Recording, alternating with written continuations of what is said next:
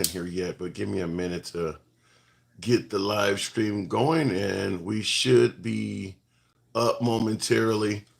Uh, a few topics today. A few topics today, and one of them is in regards to controversy. So I do want to talk to you about that, but give me a moment to get my other streams going, if you will, and let's see what happens. We're going to be on Instagram. We're going to be on YouTube, as always. YouTube Live, YouTube Horizontal, YouTube Vertical.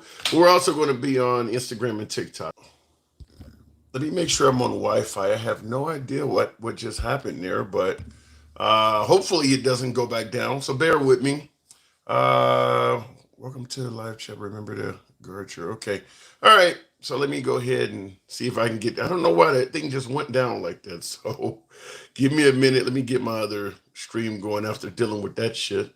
Okay. We're talking about Mexican flags on the streets of America. Wow.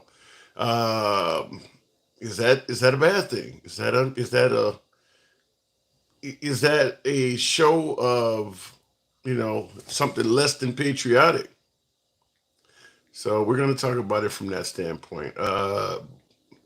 Mexican flags on U.S. streets. You're seeing this throughout Southern Cal, and there are people that are um, taking odds with it that do not like it. So that isn't an issue, says Me Too. Well, depends on who you ask. It certainly is an issue to some folks, but we're going to find out. If it's not an issue, that's great because we have other topics and we'll certainly move on. But my guess is some folks are going to suggest it is an issue, and we'll go from there and we'll certainly tackle why they believe that. And of course, there are other examples to discuss while we're in the process of doing so. So I think we're good to go. Let me make sure I got everything straight here on the other stream here, and if so, we should be ready to get the program up in about a half a minute or so. Let's see if it does what it's supposed to do. And what the hell is falling? Something just fell. Shit. Oh, okay. All right. Let's see if it's going to do it. Always this damn tablet always does this shit. All right. Now, I see a lot of you folks have already filtered in, so we should be able to go momentarily if this works right.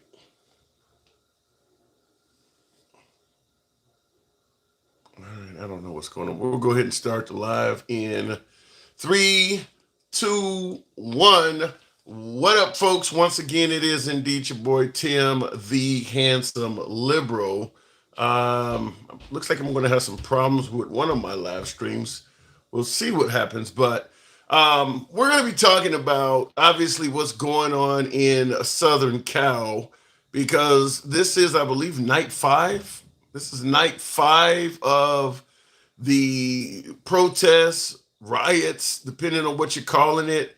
It's not all peaceful. So, I mean, there is some rioting going on in Southern California. I'm not going to pretend like there's not.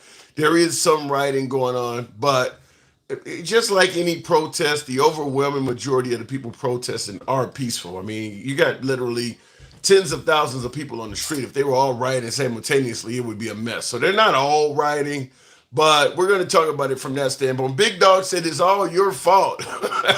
I'd love for you to let me know what I did to make it my fault. But we're going to talk about it from a standpoint of I'm hearing folks suggest that it is either unpatriotic or downright wrong that you have protesters while rioting, while protesting. There are literally, folks waving the Mexican flag on the streets of Southern Cal. So I want to ask you guys right off the bat, do you take odds with that at all? Because many are saying, why would you be waving the flag of the country you do not want to go back to on American soil? If you're going to be here in America, if you want to stay in this great nation, then damn it, fly the flag of the country you want to, you want to live in. it's not patriotic to be here but flying your home flag. So I want to ask you guys right off the bat, by way of yes or no in the comments, how many of you folks have odds with them flying the Mexican flag during these riots all over California, or do you have no issue with it? If you see this as a problem, you see this as a reason why everybody wants them gone or lack of patriotism, put yes in the comments. Otherwise, no. I'm just curious to see how many folks see this as a problem.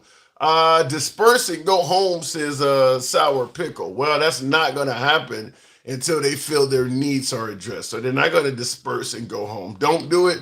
If you want a flag of Mexico, do it in Mexico. Wow. Came from the Handsome Conservative. Love the name, by the way. Sounds familiar. Sounds familiar. I like it. But if you want to fly the flag of Mexico, do it in Mexico. Now, there's no shortage of people that are saying that. So we're going to certainly end up talking about that. No issues for me. It's a support of Mexico. It's a support of Mexican heritage, says OK Simpson. But some folks in the comments are indeed saying they have a problem with it. Legitimate question with legitimate concerns. Fair enough. Flying the flag of Mexico while you're protesting U.S. immigration. As I just stated, many are suggesting, well, shit, if you got a problem with the United States, then go back to the country for which you are flying their flag. Don't like America? You like waving around Mexico? Then damn it, go back to Mexico. It's only a few hundred miles down the street. So we're going to talk about that, whether that's a problem or not. Also, in regards to waving the flag, I always come with videos, and today, this is from a fellow content creator. Now, this is, I believe I would be rightful.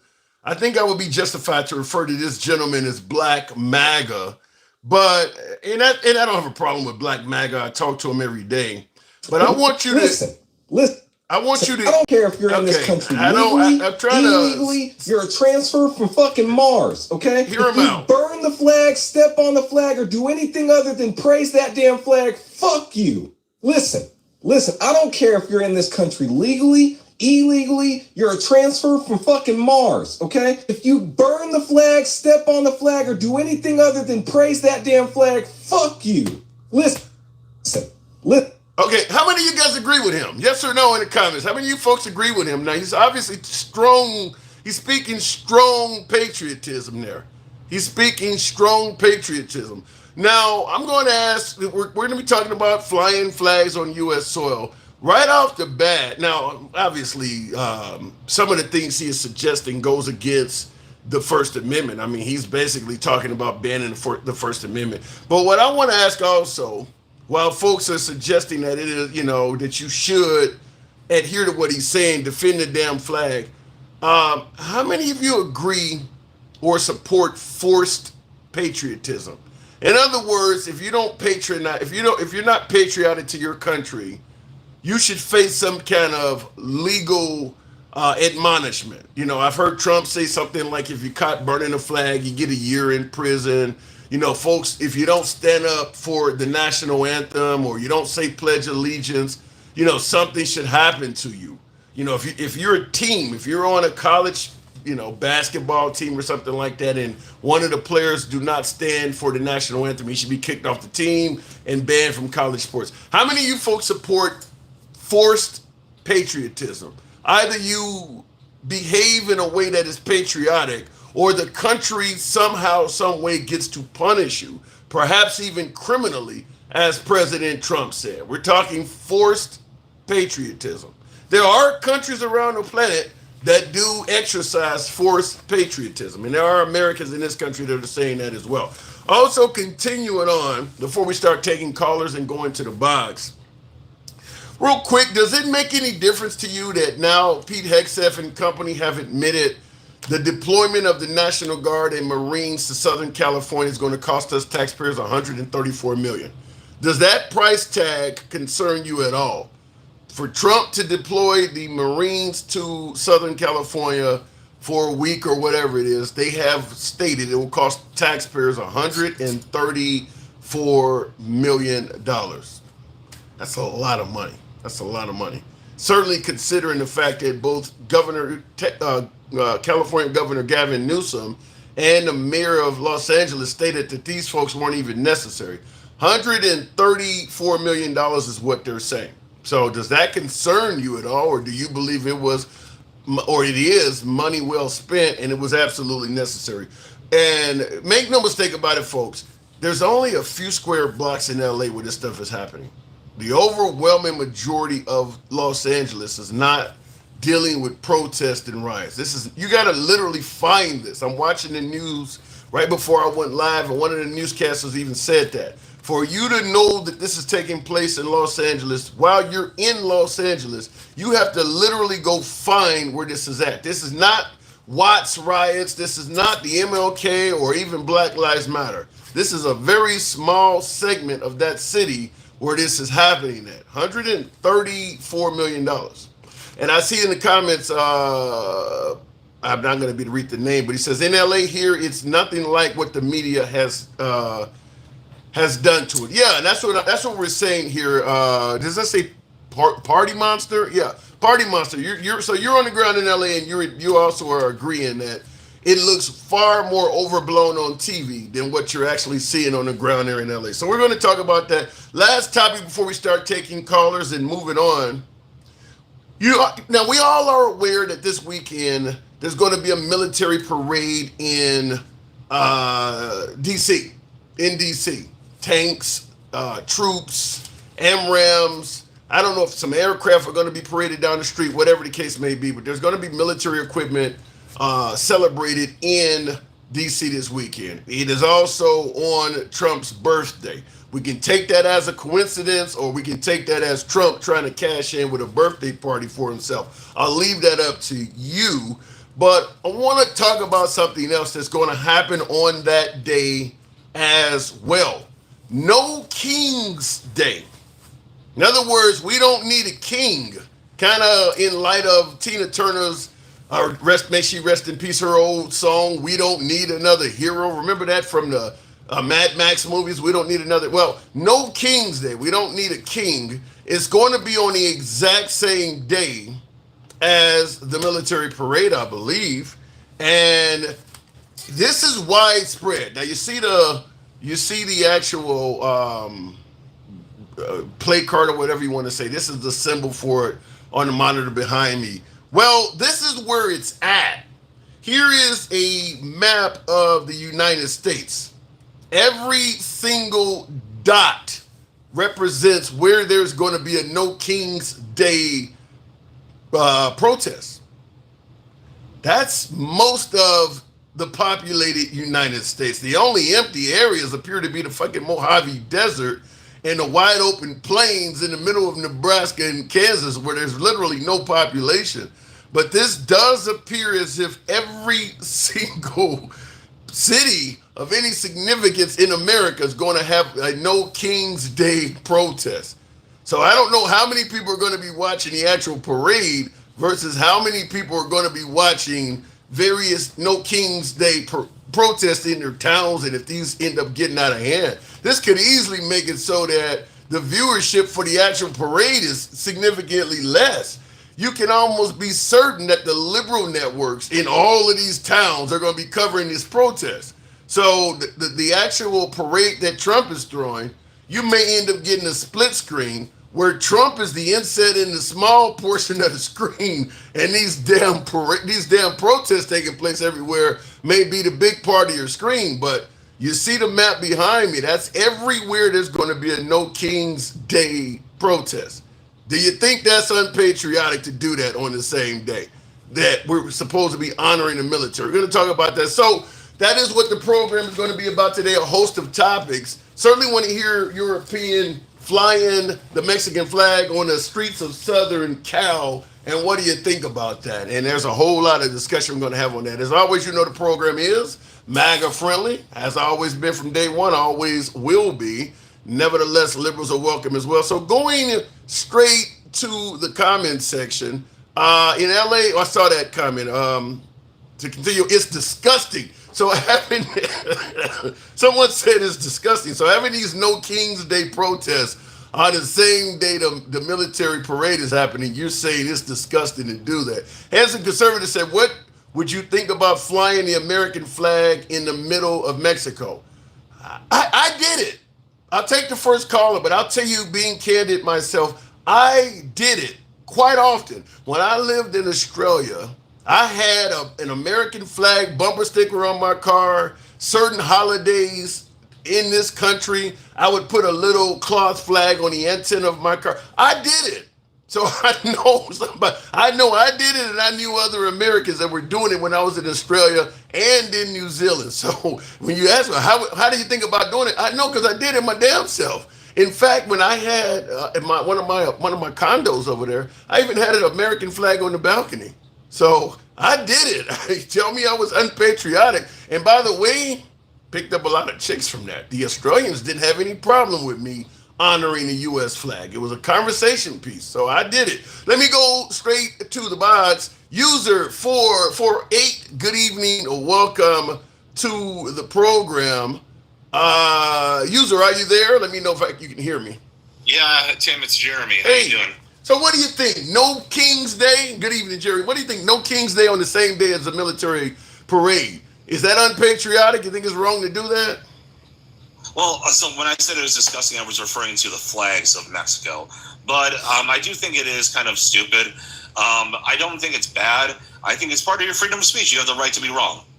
So you think that no King's Day, the same day as the military parade, is part of freedom of speech, and there's nothing wrong with that. But you think flying the Mexican flag on U.S. streets, isn't that also covered by freedom of speech?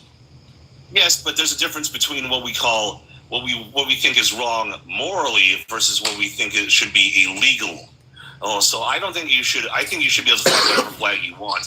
I think you should be able to fly a flag with a giant dick on it if you really want to, if it gets right down to it. But here's the thing: that doesn't mean you're not stupid for doing it. Doesn't mean I won't look at you. Doesn't mean there shouldn't be social consequences. Personally, if you're flying a flag with if you're flying the Mexican flag during the middle of these riots, because that's what they are, they're riots. Okay. Okay. Here's what I think everyone should do. I think every restaurant in the area should say, "Yeah, we don't want your service. You can have a good day." You do realize most of those restaurants are Mexican, right? I mean, yeah, I know. Deport them. You can't deport American citizens. Hire some natives, or hire some of the people who came here legally. If you came here legally, you came here the right way. You come on in. I'm like you know that the people who hate the illegals the most are the ones who come here legally, right? Like including myself. I gotta push back and say I disagree with that because the asylum seekers, the Haitians in Springfield, all of the people came here legally, and Trump is treating them like shit too. There's a whole lot of legal arrivees that are being mistreated as well. Everybody didn't run across the Rio Grande or overstay their visa. Some of these people went through the process, and once Trump became elected, they suddenly became fugitives of the law. So it ain't all illegal immigrants. Well, so some of those people came here under very dubious legal means. So like they kind of got like a little bit of a leg up that they weren't supposed to, and they weren't vetted properly. You mean like the South Afrikaners from South Africa, those white people? I knew you were gonna go there. Damn like, right. A lot of those people, that was easy. Here's the thing. I think the South Afrikaners should come here the right way. I think they should be vetted correctly. Now, I haven't looked into the exact ways that they have been, so I can't comment on the South Afrikaners. But I do think that they should be allowed to come here.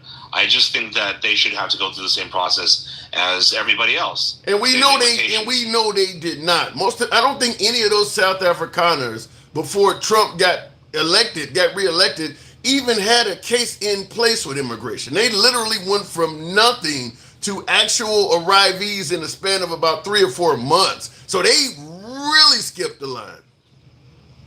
Here's the thing. I think that they were probably just streamlined last time I checked. But again, there is no streamlined process to get you here in 3 or 4 months. Even the Afghanistan migrants that were fighting on behalf of the U.S. military didn't get here that damn quick. Some of them been sent home. I know about that.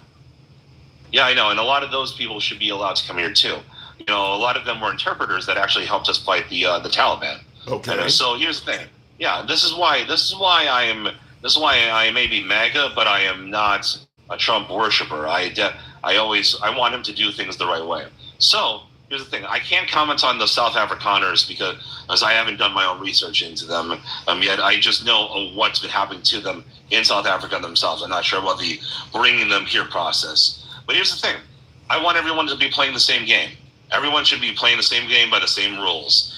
And the people, and there are tons of people, including not just Mexicans, and not just people from Latin America as a whole. There's even like Chinese nationals illegally coming through the southern border on a regular basis. Now we do have some people who do come from the northern border illegally. Usually they're people who try to get around the southern border more strict immigration enforcement. Yeah. But that's much more rare because obviously you have to go a lot fucking farther to do that. You know what I mean? Yeah, I mean I get that, but I don't know. It seems like we're targeting brown immigrants, though, and I wanted to go back and address your point. Now, you mentioned flying the Mexican flag on U.S. soil during these riots. What was your opinion of that again? My opinion should be that legally nothing should happen to you. Okay. But from a social standpoint, we should definitely try distance ourselves from you. There should be social consequences. Like a lot of restaurants should say we don't really want your business. A lot of places in general should just say they don't want your business. And a lot of people should give you the side eye. If you got a Mexican American in restaurants, like you got a taco stand or something like that, I don't care if you fly a flag there because that just says, hey, our food is Mexican themed. Maybe you're even Mexican immigrants who came here legally, who just wanted to share your food with American culture. That's fine. We do that with Italian Americans. We do that with Irish Americans. Whatever. So what about this? What about this gentleman here in the rotunda of the Capitol building on January 6th flying a conservative battle flag on Confederate battle? What about this guy? Is this wrong? Yeah, fuck that guy. Why do you think that? And that's I'm with you on that. But why do you think that, for the most part, many of the folks that are protesting or complaining about individuals flying the Mexican flag in Southern California would actually defend this guy flying that flag anywhere in the United States? Well, so here's the thing.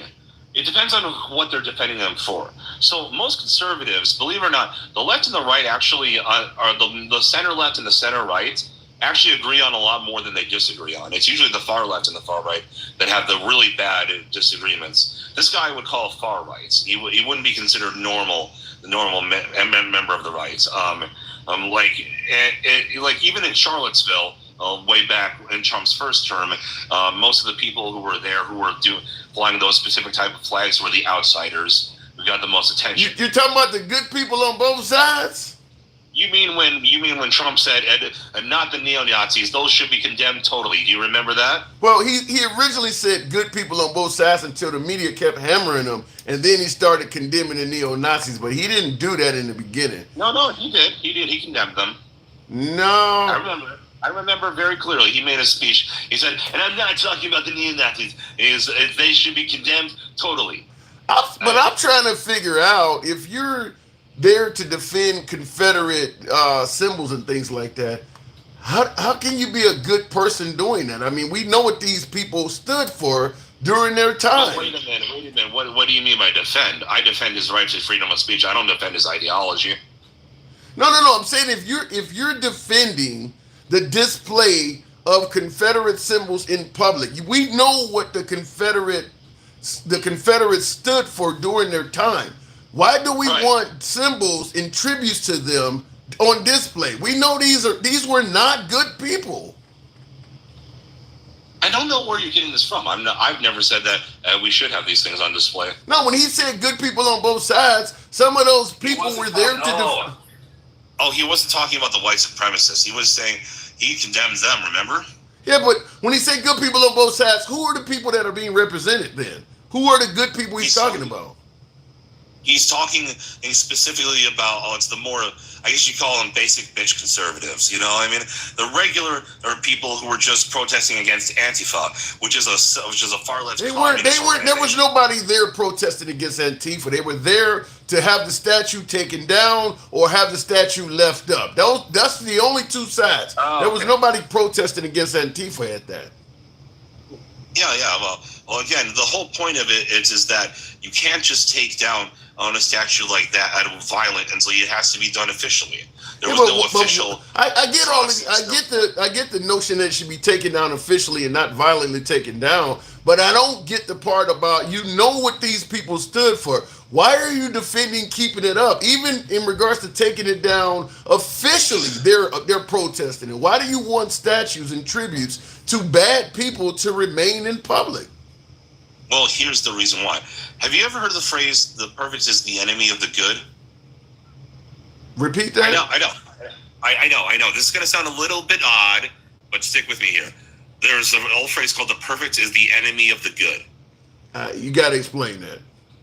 Okay, so it basically means that there is nothing that you can ever have that is perfect when it comes to how humans behave or human society. However, the best you can do is try to get as close to perfection as possible, and what you'll end up is usually good but not perfect. Now, I know that sounds like a confusing concept, and you're like, Yeah. well, what does that have to do with this? Right. My answer is history is full of good, and not perfect. There are tons and tons of examples of atrocities and evil that have happened over years. But the problem is, if you start erasing history, you start erasing everything that's good. There's tons of evil utopian societies out there that want to do that. They want to erase the good because it's not perfect. Christopher Columbus is a perfect example. For everything he did wrong, there is good that came of him coming to the New World. And when you try to take his name out of the history books as an important figure, you end up destroying that society. Here's where I got to push back and where I don't understand what you're talking about. Taking down a statue does not erase history. You and I, when we pass away, we're not going to have a statue in our honor. That doesn't mean the history of us goes away. A statue is not your history. A statue is a tribute to you. The history of you is there no matter whether you have a statue or not. Once we defeated Saddam Hussein, they took down all the statues of him all over Iraq. Does that mean the history of Saddam Hussein is no longer there? The statue has nothing to do with erasing history. The history is there. You can't erase history like that. You may not think so, but here's the problem. When you do like if this were an official taking down of the statue, it might not be so bad. They might be able to put up like someone who's better up there who represents and something a little bit, it's more in line with America's values. Okay? But when you have hordes of violent people trying to violently take down a statue unofficially, you open the floodgates to just take down anything that has any problematic or bad connotations to it ever. Yeah, we're not. Wait, hold on. You're talking about taking it down violently. What I'm saying is they are protesting taking it down officially the right way as well. It ain't just taking it because what is her name? Nikki Haley took down one as governor of South Carolina. When she took that down, they protested that as well. That wasn't violent. They want these symbols in place. Some people do. I think it's okay to take down some of these things. It all depends. It all depends on why and who you're taking down. On a Confederate general, yeah, I'd say take that down because the Confederacy was a very specific, direct opposition to America as a whole. It was an attempt to separate from America. Okay. But let's say it was something. But here's the thing. What about Christopher Columbus? Or better yet, let's use a different example. What about some of the founding fathers, like George Washington, who owned slaves? He is a founding father. A lot of what we have today is based on what he and his many colleagues wrote down hundreds of years ago. Do we take him down because he owned slaves, or do we realize that these were imperfect people at an imperfect time, and you can celebrate the good and acknowledge the evil? My take on it is this: tell the damn truth. You wouldn't have all these problems, okay? As opposed to putting up a statue and telling people, that this person was some kind of hero when you know that they're banging 13 and 14-year-olds like Thomas Jefferson, or they're enslaving and killing. I mean, just tell the truth. When you go to any of these Confederate statues, there is a little placard at the base of it, and it tells you a little bit about the person. You would think this person was some kind of Mother Teresa or something like that. They're not telling the truth, which is why when the truth finally gets out, there's this uproar and push to take this stuff down. If they just simply were honest about it from day one, Christopher Columbus is another one. where people didn't really find out the truth about this guy for quite a while. And when they find out the truth, when all of the dirt comes to light, they don't like the guy anymore. So if they didn't root all of the existence of these people in lies, we wouldn't have this problem. Here's the thing. I actually think that it's not that simple because this is something that happens whenever tyrants get into power. They want to erase history because what could be what it could be different from what your ideal is has to be erased because as the world you want to create is utopian and perfect, and perfection is eternal. And that means it always has had been. So, for instance, the Nazis, they burned books. So did the communists. They also burned books. They executed people who were political opposition. They even took down artwork. Islamists do the same thing, especially when it comes to ISIS. They destroy its statues of other gods and historical statues. Okay, what I'm saying here is Tim, is that you have to be careful about everything you take down that happens to be a historical landmark. You have to. Okay. If you're not, it doesn't stop. It's Pandora's box. Well, like I just told you, I'm fine with leaving things up if you actually are honest about what's up. If you actually tell the truth about, and we know historically, America has not been truthful about any of these people. They're not telling you the truth. That's why people want them down. If you did, okay, you want to leave the Confederate statue up or you want to leave, then let the folks know what these people actually stood for, as opposed to telling them, well, they were just, this is all about pride and heritage and they loved everybody. That's a flat out lie. No, I understand. I understand that. Now, back to like the whole like riot thing, because I definitely want to address that. You think we can do that real quick? Real quick. Yeah, sure. Look, here's the thing. I know a lot of people don't want to admit this, but the part of the reason why your wages are so low and you can't afford, or what you used to be able to afford, is because we brought in a bunch of foreign labor. Nobody wants to swallow that pill. There's only so many jobs out there at any given time, and as populations grow, jobs do increase, but there's only but at a certain rate. And if the rate at which you import foreign labor or outcompetes new job creation, you're going to have wages suppressed. People are going to be cheaper. I know this, and at the end of the day, the best thing you can do is make sure that everyone who comes here the right way. I don't like the argument because when you got the right, particularly people like Trump telling us exactly what you said, but everybody knows that Trump made his claim to fame as a real estate mogul and as a businessman by hiring the same people he now refers to as the bad guys. You don't made a killing off of illegal immigrant labor, and now that you've made your money, you want all of a sudden play high and mighty and tell people, well, this is what makes the wages go down and we need to get rid of these people. You didn't have a problem with them when you were paying them those shitty wages, but now that you're president and you're high and mighty, you want to point it out. That's where I have a problem with it. I would agree with you otherwise, but fact is a host of folks that are telling us these people need to go made a lot of their fortune off of hiring them to begin with and passing laws that allow our jobs to go overseas and in the hands of these people. So they don't make good high and mighty folks to tell the story. I'll give you the last word. Here's the thing, regardless of who's in power, and yes, I understand there are tons of hypocrites who are just power hungry, who even if they say the right thing and say what we want to hear, they're doing it for selfish ends. I'm not going to deny that. Okay, that doesn't negate that truth can be truth. Even the devil can quote scripture. What I'm saying here is this. When it comes to how people, most of the people who are not billionaires, who are working class, like myself, of who actually see how my wages are affected by this, I genuinely don't like it. I don't like it when people who didn't come here through the correct system suppress my wages. Okay, and it's not even just about suppressing wages. It's also about culture. It's also about making sure that people assimilate.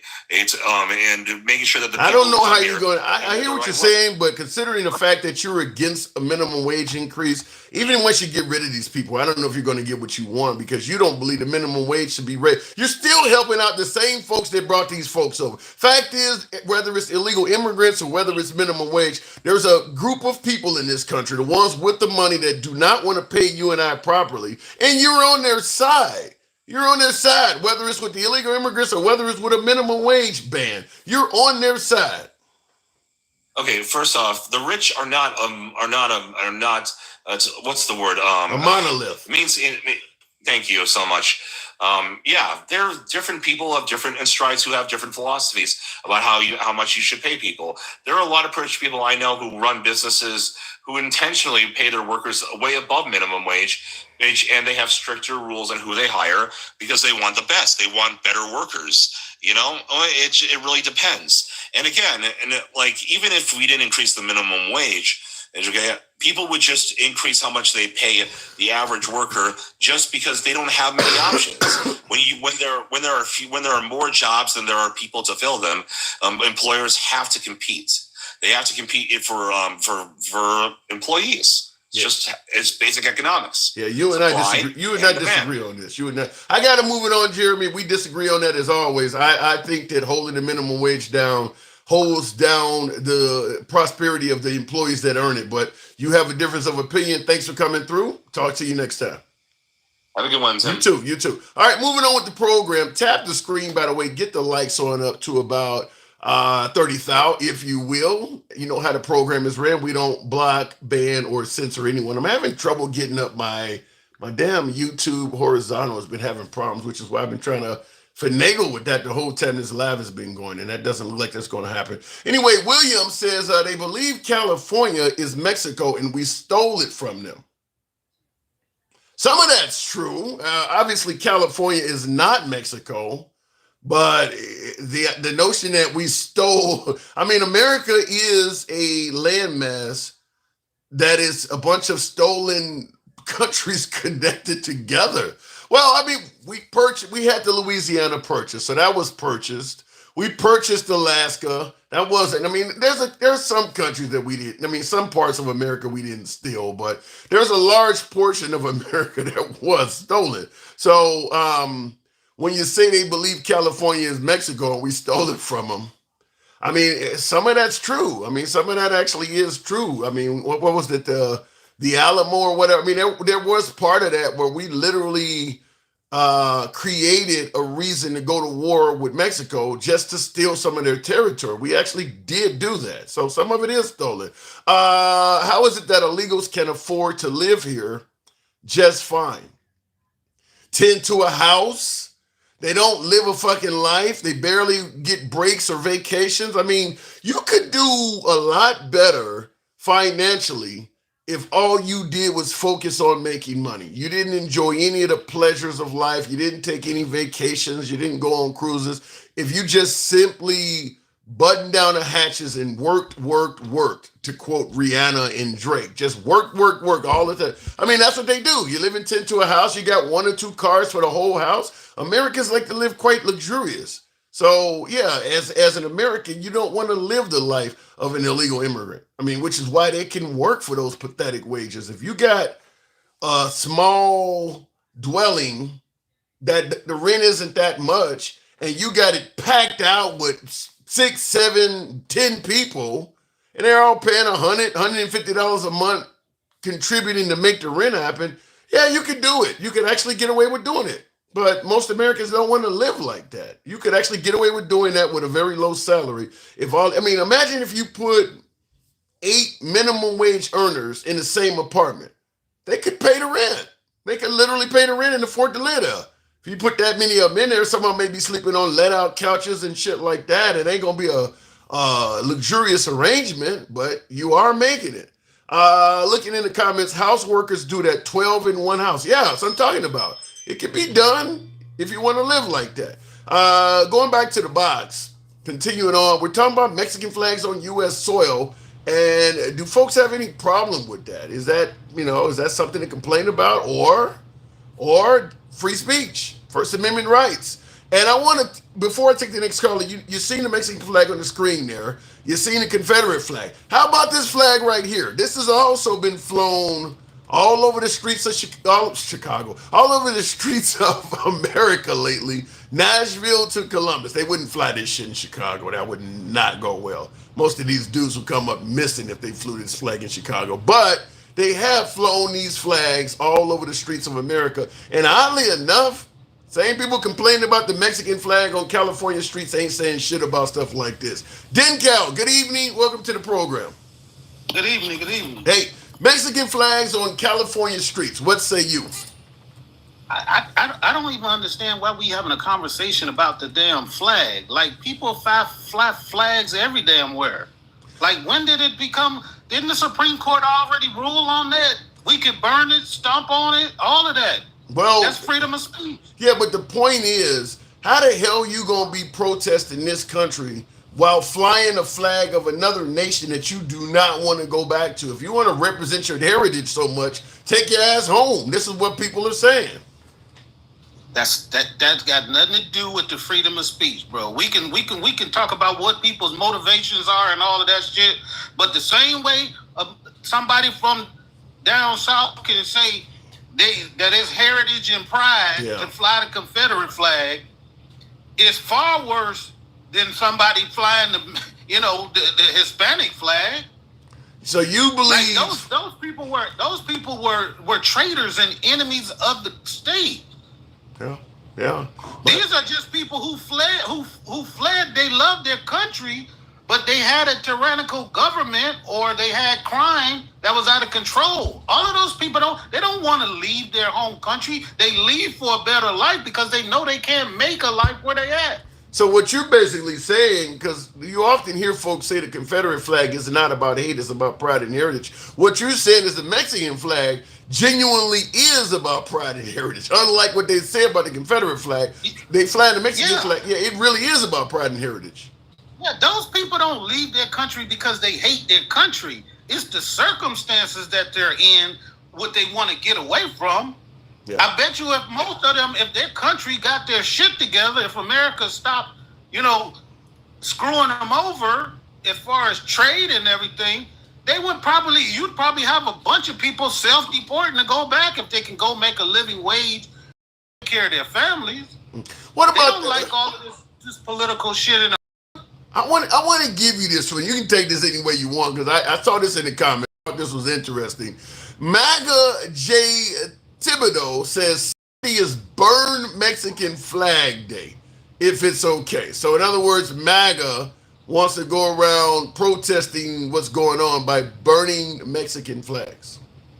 It's well within their rights, and nobody's going to fucking stop them. Nobody's going to tell them to go anywhere or nothing. Like, we can all talk about how we think or how we feel about them actually doing it. But to say that because you exercise your rights as an American, you somehow have to leave, whatever the context is. We accept the fact that people walk around with these Nazi flags and stuff. Yeah. I mean, of course, if you go into the wrong area, they gonna hand it to you. But I'm just saying, like, I don't think like if you go into a mostly African American neighborhood and you got a Nazi flag, they're not gonna necessarily be mad about that as if you came with a Confederate flag. Like if they'd be like, so? What the hell is this? Yeah. You think that you would be treated worse in an urban area in the hood somewhere flying a Confederate flag than the flag of the Third Reich? Yeah, in African America, because we don't even a lot of African Americans don't even kind of recognize the history behind it like we do behind that Confederate flag. The Confederate flag means they hate us. The Nazi flag was they hate Jewish people. No, they hated us too. I mean, the Germans hated us too. I know, but we weren't the main targets. Yeah, we were just one of the targets. But you're right, the Jewish people were the main target for Hitler. But yeah, I guess that's an interesting way of looking at it. Oddly enough, in most cases, at least in America, those flags are often flown together. But I don't know if I've ever seen a white-oriented hate group that does not fly the Confederate flag. I mean, if it's a white-oriented hate group, the chances are very high that the Confederate flag is being flown somewhere within their ranks. I mean, and they say it's about pride and heritage, but I'm like, for some reason, every hate group, at least the white hate groups, seem to be flying. They don't see the pride and heritage, apparently. Right, and I think, man, you had that Jeremy right where you should have had him when he started talking about how all of these governments and these countries in the past used to always take away the history of people when they wanted to conquer them. But you should have mentioned that Trump and them are literally right now removing black history all around the country. They're in the middle of the night. They're removing articles from that African American History Museum in Washington D.C. as we speak. They're removing Harriet Tubman from books out of schools. Like, they're literally doing what he said people do. Let me ask you this question. I mean, because we're just being speculative here. Why do you think they're doing that? I mean, most African Americans know who Harriet Tubman is. Those stories are going to be passed down. Why do you think they would literally go around removing, perceived black heroes of the past from educational material? What is the goal of that? Because it reinforces their dominance in society. They don't want their children hearing about the evils that they perpetrated on people. They got to get that out of the zeitgeist, out of the minds of their children, so they can continue what they're doing. And people look at it, people take what's happening now, and they don't put it in the proper context. We know throughout history, every time the Romans would conquer another society, what's the first thing they did? They destroyed their churches, and they destroyed their religion and made them come over to their religion. That's what they do when you want to conquer and you want to take over a society. So now, if they, like they saying, people in Florida talking about, yeah, black people learned valuable skills during slavery, trying to make it seem like it was the Job Corps, like it was Job Corps for black people, and saying, look, it was good because they got fed, they had housing. Isn't that but let me just say it like this. If the goal is to remove African American history and things like that, this only works if you're going to be in power for a significant period of time. If Trump only serves a term and he's gone in 3.5 years, the next commander-in-chief is likely to put all this stuff back unless you have a successive amount of Republican politicians, or better yet, MAGA politicians that have the same agenda. The only way this works is if either Trump becomes a dictator or he continues getting politicians that follow him that have the exact same agenda. Otherwise, 3.5 years from now, this stuff goes backwards.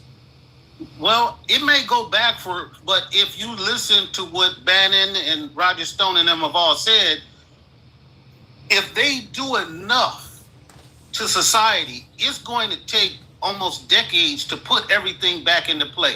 The stuff he's destroying, he's doing it in less than 6 months. Yeah.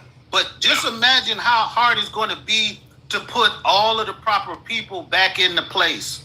He fired the head librarian of the country, a black lady. No reason, no rationale. They didn't say she wasn't competent in her job.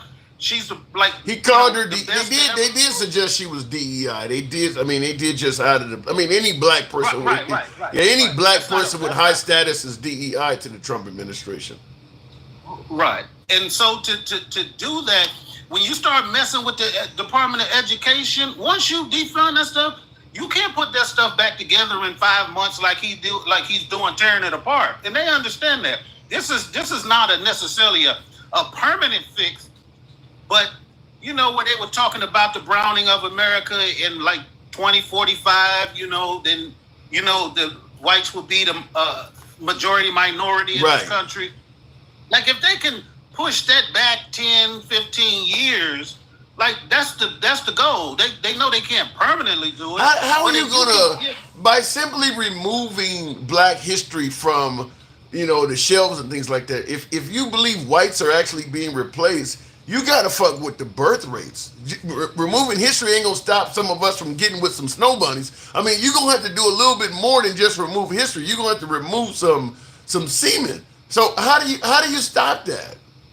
Well, I mean, that's a part of it. Is look, I don't know what the full plan is for Project 2025. I'm pretty sure if I read the whole thing, it would probably spell it out because they're pretty accurate at how they say their goal is to just to change society to to I guess a cisgender white Christian whatever. They talk about it. Part of it was rolling back Roe v. Wade. That was part of it. Yeah.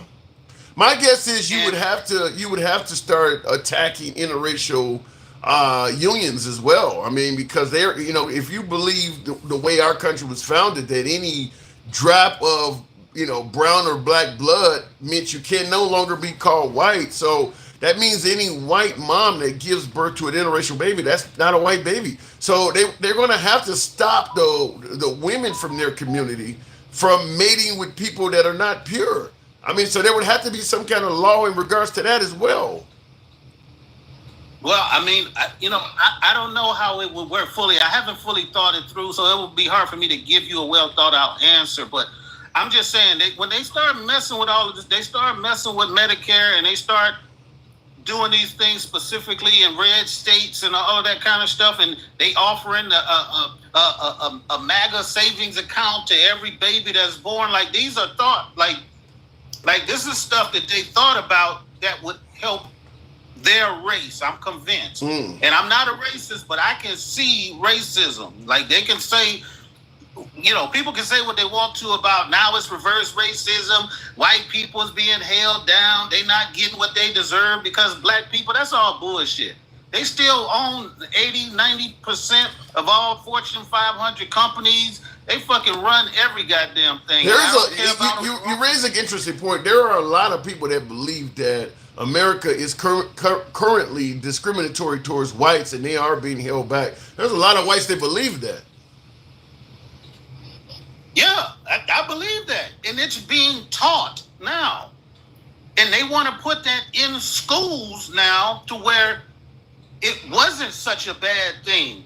They saying they some places they even took the word slave out of it and put something like servitude, like some nice sounding word that wouldn't make people have a visceral reaction like they should have. If you working and you ain't getting paid, I don't give a fuck if they call it heaven. It's still, if I'm not getting paid and I can't quit. But in the comments, Lucky Pilot is suggesting that he says that black people are lazy as fuck. So is it that our culture has a problem with laziness? He says black people are lazy as fuck. Is that some kind of stamp of disapproval on the black community? Are we indeed lazy as fuck? That is the type of propaganda that was put out a long time ago and is still in the minds of these people. To be able to say out loud or with your full chest that a whole race of people are lazy after they spent 400 years working in fields, taking care of your families, building the White House, building this country from the bottom up, and say they are the lazy ones, that is the propaganda that has achieved its full goal. You raise a good point. You got these folks working for you for free, breastfeeding your kids and making your bed, and you calling them lazy? You the one that seem to be sitting down. I mean, you raise a good point. And the thing I would also follow up and say, well, then if they're the ones that are lazy, why the hell did you go get some Irish or some Scottish and why would you bring them over here if they're the lazy ones? Why don't you go get some hardworking white people? And you look at the when we went through the Industrial Revolution, all of the black people that was working in those damn factories and shit, all of Detroit, all of them factories were full of black people making the cars, working the foundries, doing all of that work, while the managers was what? Sitting in a nice air-conditioned office. They were supervisors and everything, and they got the nerve to walk out the air-conditioned office and say, "You lazy motherfucker!" All right, Dick. I gotta move it on, but I've worked for guys like that, so I know what that's like on the factory floor. I have literally been working at my station and saw somebody coming out from one of those offices saying shit like that. I think it was a United Parcel Service. I gotta move it on, and then Cal, appreciate you coming through. You gotta work harder, man. You just gotta work harder. That's it. Fuck that. I gotta go.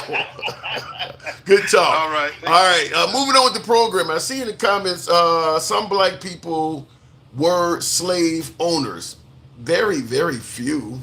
Very few. You got to keep in mind. I hear this all the time about blacks sold their own into slavery and all of this stuff. Which, what you're not being told is that some of the blacks who gained freedom in the beginning use their newfound freedom to purchase their family members' freedom as well. So if I was free and I found ways to earn a little bit of income, and then I went back to the slave master I gained freedom from and tried to purchase my wife or my son, on paper, officially, once I purchased them, because that person is a slave that I'm buying my mother or my son's freedom, but they are a slave. So once I buy them, I'm a slave owner. That don't mean I'm putting them to work in the fields or anything. But on record, I'm a slave owner by doing it. So I don't think they tell you all of that part. But the fact is, we were told in this country that for the most part, when it came to competence, that belonged to the white male. And, that's the reason why you didn't put blacks on the front line of combat, or you didn't give them managerial positions and things like that, because they didn't have the skills to be a leader and all of this stuff. So you can't have a bunch of black slave owners running a farm successfully, managing their slaves, while you're telling everybody they're not capable of being managers. So if there were a few black slave owners, it's not going to make it in history because we were too busy telling folks he's incapable of running his own business. So I don't believe this was much of an issue at all, because history would have pointed that out. You wouldn't be hearing in 2025 there were all these black slave owners. That would have certainly been carried out throughout history, because they would have been able to say, see, you can't blame it all on us. It was this guy or that guy doing it too. The fact that they don't give you many names should speak volumes. But looking in the comments real quick, we're talking about the No King's Day nationwide Day of Defiance. This is taking place the same time that Trump is having this military parade. Is this unpatriotic to have this protest? And here is the map I was showing earlier. This is the location where they're having No King's Day protests. This is the map of the United States. You notice that just about every dot there, that's going to represent just about every populated city in this country. So is it wrong to do this at the same time we're honoring the military? Because this is certainly going to take a lot of attention away from watching the military parade on TV, because every cable news outlet is probably going to be covering some of these protests. You might be able to avoid it by watching Fox, but CNN, Newsmax, News Nation, all of those other networks, some of these protests are going to be covered. There's no way to escape it. There's hundreds of these damn things all over the country. Racists like to make shit up, says Dan Sheedy. How stupid are people waving the flag of the country they don't want to get sent back to, says Timothy Kittle. And we talked about that, waving the Mexican flag on U.S. soil. Is there a problem with that?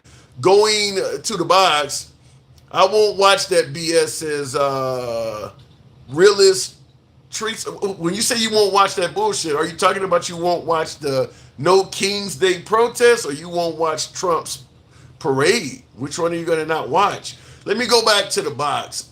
Continuing on with Gangsta Grandma, one of my subs. Good evening, Gangsta Grandma. The Pops is supposed to be in Chicago the same day. The Pope is supposed to be, oh really? Wow, there's going to be a whole lot detracting from this parade. The Pope is in Chicago. I didn't know that. Gangsta Grandma, no Girly fluffing. Pop, Good you evening. Girly Pop, you look so girly pink. I'm exploring my feminine side. I'm ready for. I bet you is. But let me go out now. See, this is what you need to do. Well, look, I got balls. You tell that white tea, little orangutan, that over there saying that black people are lazy. Who the fuck's on welfare, bitch? Who the fuck's on food stamps, bitch? Who sits on there and breeds their kids, bitch? And who fucks their own kids? Hello. Well, we're But you do, Interbred motherfuckers. but you do acknowledge a lot of African Americans are on welfare too, right? No, we are not. We are not as bad as the white man, and the interbreeding. Cause that's why the damn kids are badasses and peeing up the damn schools. They got all the fucking genes all fucked up. Don't ever come for my fucking people, bitch. Cause I'll come for your ass. See, that's what you gotta do, but that's what you gotta do. You want me to wait. You want me to push back and tell my guests that they're interbreeding? Do you really? They are interbreeding. The damn South, honey, it's in the books. You thinking they interbreeding? You think they be fucking their mamas, their daddies, their uncles, their ray-rays, their pookies, their second cousins? Hell yeah! What the fuck? You they think been doing it? You think in modern times in 2025 down south white people are having sex with their own relatives? Hell yeah, honey! They look at their cousin. Ooh, look at that little white piece of meat. Fuck yeah, they do. That ain't happening. That ain't happening. Why do you think their kids are so fucked up? That ain't happening. Why do you think their kids are so fucked up? That is not happening. It is too. Oh, are you fucking serious?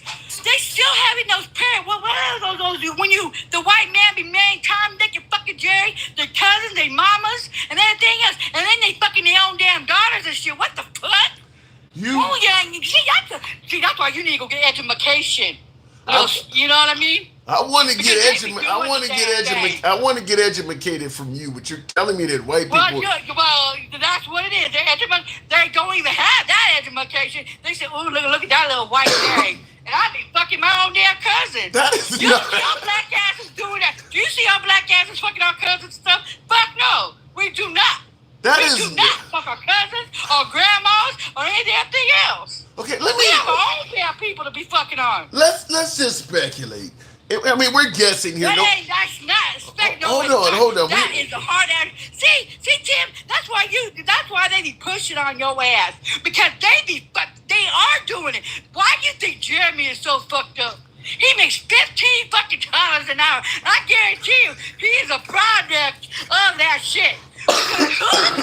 Making $15 damn an hour, saying, you know, the illegal immigrants, they're taking our jobs. That's why I'm getting paid $15 an hour. No, bitch. You can't wash nothing, only the dishes. Your education is only worth $15 fucking dollars. But why are you? Because he fights to give him more money. Okay? That's how slow and interbred the motherfuckers are. Why you do realize this is why people are suggesting that you have hatred in your heart. I'm telling you know what? Let me tell you about hatred, okay? Let me tell you about hatred. The motherfuckers are taking babies out of fucking foster care and sending them back to Mexico and shit. That's hatred, okay? My badass, okay, is telling them the truth about their white asses. Is that really? Interbred. Has that really? Wait. Has that really happened where they took babies out of foster care and deported them? Yes, they're taking the kids out of foster care, babies, criminals, as they say, AKA criminals, and sending them back to where they're from. Babies. But yet that's not racism. Get the fuck out of here. I got with the trailer park, ghetto fucking looking ass, fucking on their Tom, Dick, and fucking Jerry. I got viewers on. Little girls. I got viewers on YouTube like Mad Max Woman that say you're lying that that's not happening. Google it. It's free, bitch. It's all over the news. They're taking kids, little babies, out of that fucking foster care. Well, Handsome Conservative says, what about black women who are murdering their own unborn children? In other words, pro-choice. Oh, white women. Let's go there, too. Let's do this, okay? More abortions is with white women that are married. They are what? Your fucking ugly-ass babies. So they're giving them up, bitch. And what? Where are you getting? White women are doing that, bitch. So, don't tell me. That's your shit. You guys can't hit the damn G-spot. And then when they do get knocked up by your asses, they want to get rid of it. And what? Am I lying? Nope. Go look at the statistics. White women are the ones that get it. Married white women. Thank you. So you're saying that most pregnancy terminations are being done by married white women? Yep, they don't want the ugly ass kid. What the fuck? I mean, I wouldn't want it either. Have you seen a white dingaling? It is uncooked meat. You can see the veins. They don't got no chocolate on it, son of a bitch. And if you want to suck on it, shit, I am telling you, I would have to put like 18 condoms on it just to get some darkness. I can't do it. I did it. You know what, Jim? I was drunk one time. I ain't gonna lie to you. I was drunk one time. And this white boy, you know that they say, I'm telling you, you drink so much. When you fuck anything. So I had 3 drinks, too. So I said, damn, okay, I'm gonna try to do a white boy, okay? No, I couldn't do it. I said, damn, I'm a lesbian. I shit you, I see this ding-a-ling, and I said, no, honey, that's too pink for me. It's too raw. I said, where's my black man at? I shit you not. I was drunk, and I said that. So could you imagine what a white woman thinks about that ding-a-ling? If I am drunk, and I look at it, and it's like raw meat, and I'm drunk as fuck, and I want to do it. And they just look, I'm like, damn, I'm a fucking straight lesbian. What the fuck? Uncooked meat? Really? Honey, have you you haven't seen a white man, huh? Because you're not, you're not thinking that way. They are nasty. I swear to God, they don't have no color on it, honey. No color. You see a black man, dang like, they got some color on it, they got a curve on it, and it's thick and shit. They do? Let me tell you about it. The one I seen was like a pencil, and it was like, like pink, and it was not good. Maybe you just got it. Maybe you just had a bad encounter. I mean, well, I don't know, but if they look like that, I surely ain't gonna touch none of their asses. I mean, damn, I was drunk. I said, straight lesbian, and I'm bisexual. I said, I need me some coochie for that shit, honey. No. So if I could see that, okay, at a white man, do you really think they want their babies? Hell to the fuck. I don't think it's a case of white women not wanting white babies. Why are they having the most abortions?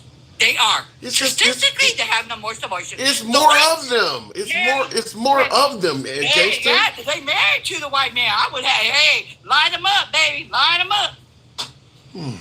I wouldn't. You see how bad the white kids are? You see how bad they is?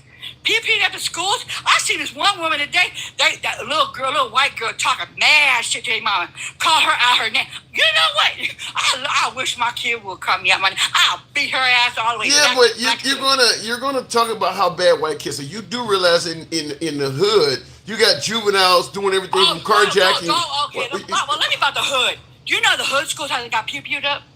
No hood schools got pew-pewed up. Nope. No, they're pew-pew. No, they're not pew. Wait. They're not pew-pew in the schools. They're pew-pew in the citizens and their neighbors.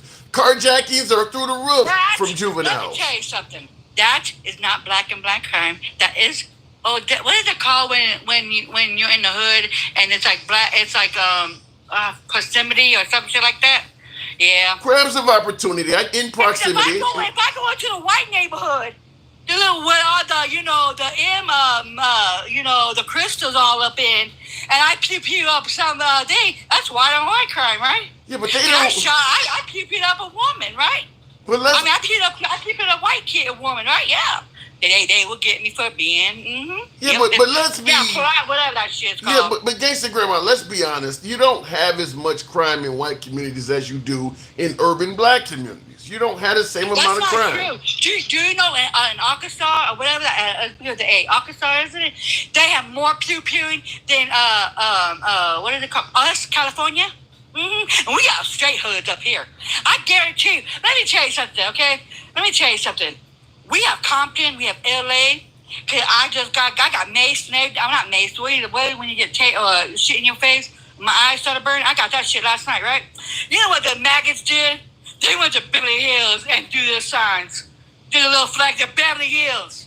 We told them to come to Compton.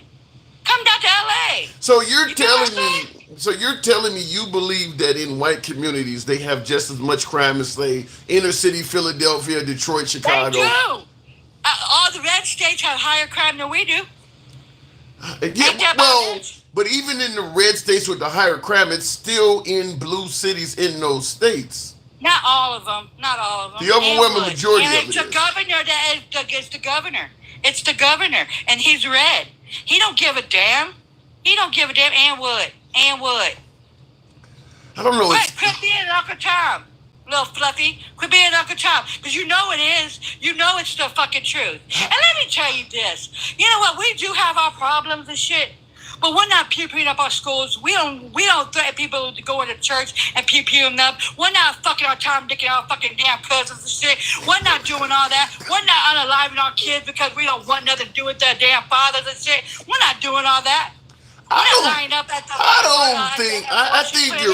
think you're wrong. I don't think the white community is banging their family members like you're saying. Look it up. It's very well known in the South, Fluffy. What the hell are you talking about, Willis? In the South in 2025. They are effing their own kids. They having sex with their cousins. They have multiple baby mamas. Then they go with their cousins, and then they be fucking their own damn mamas. And yes, I'm telling you, why am I gonna lie?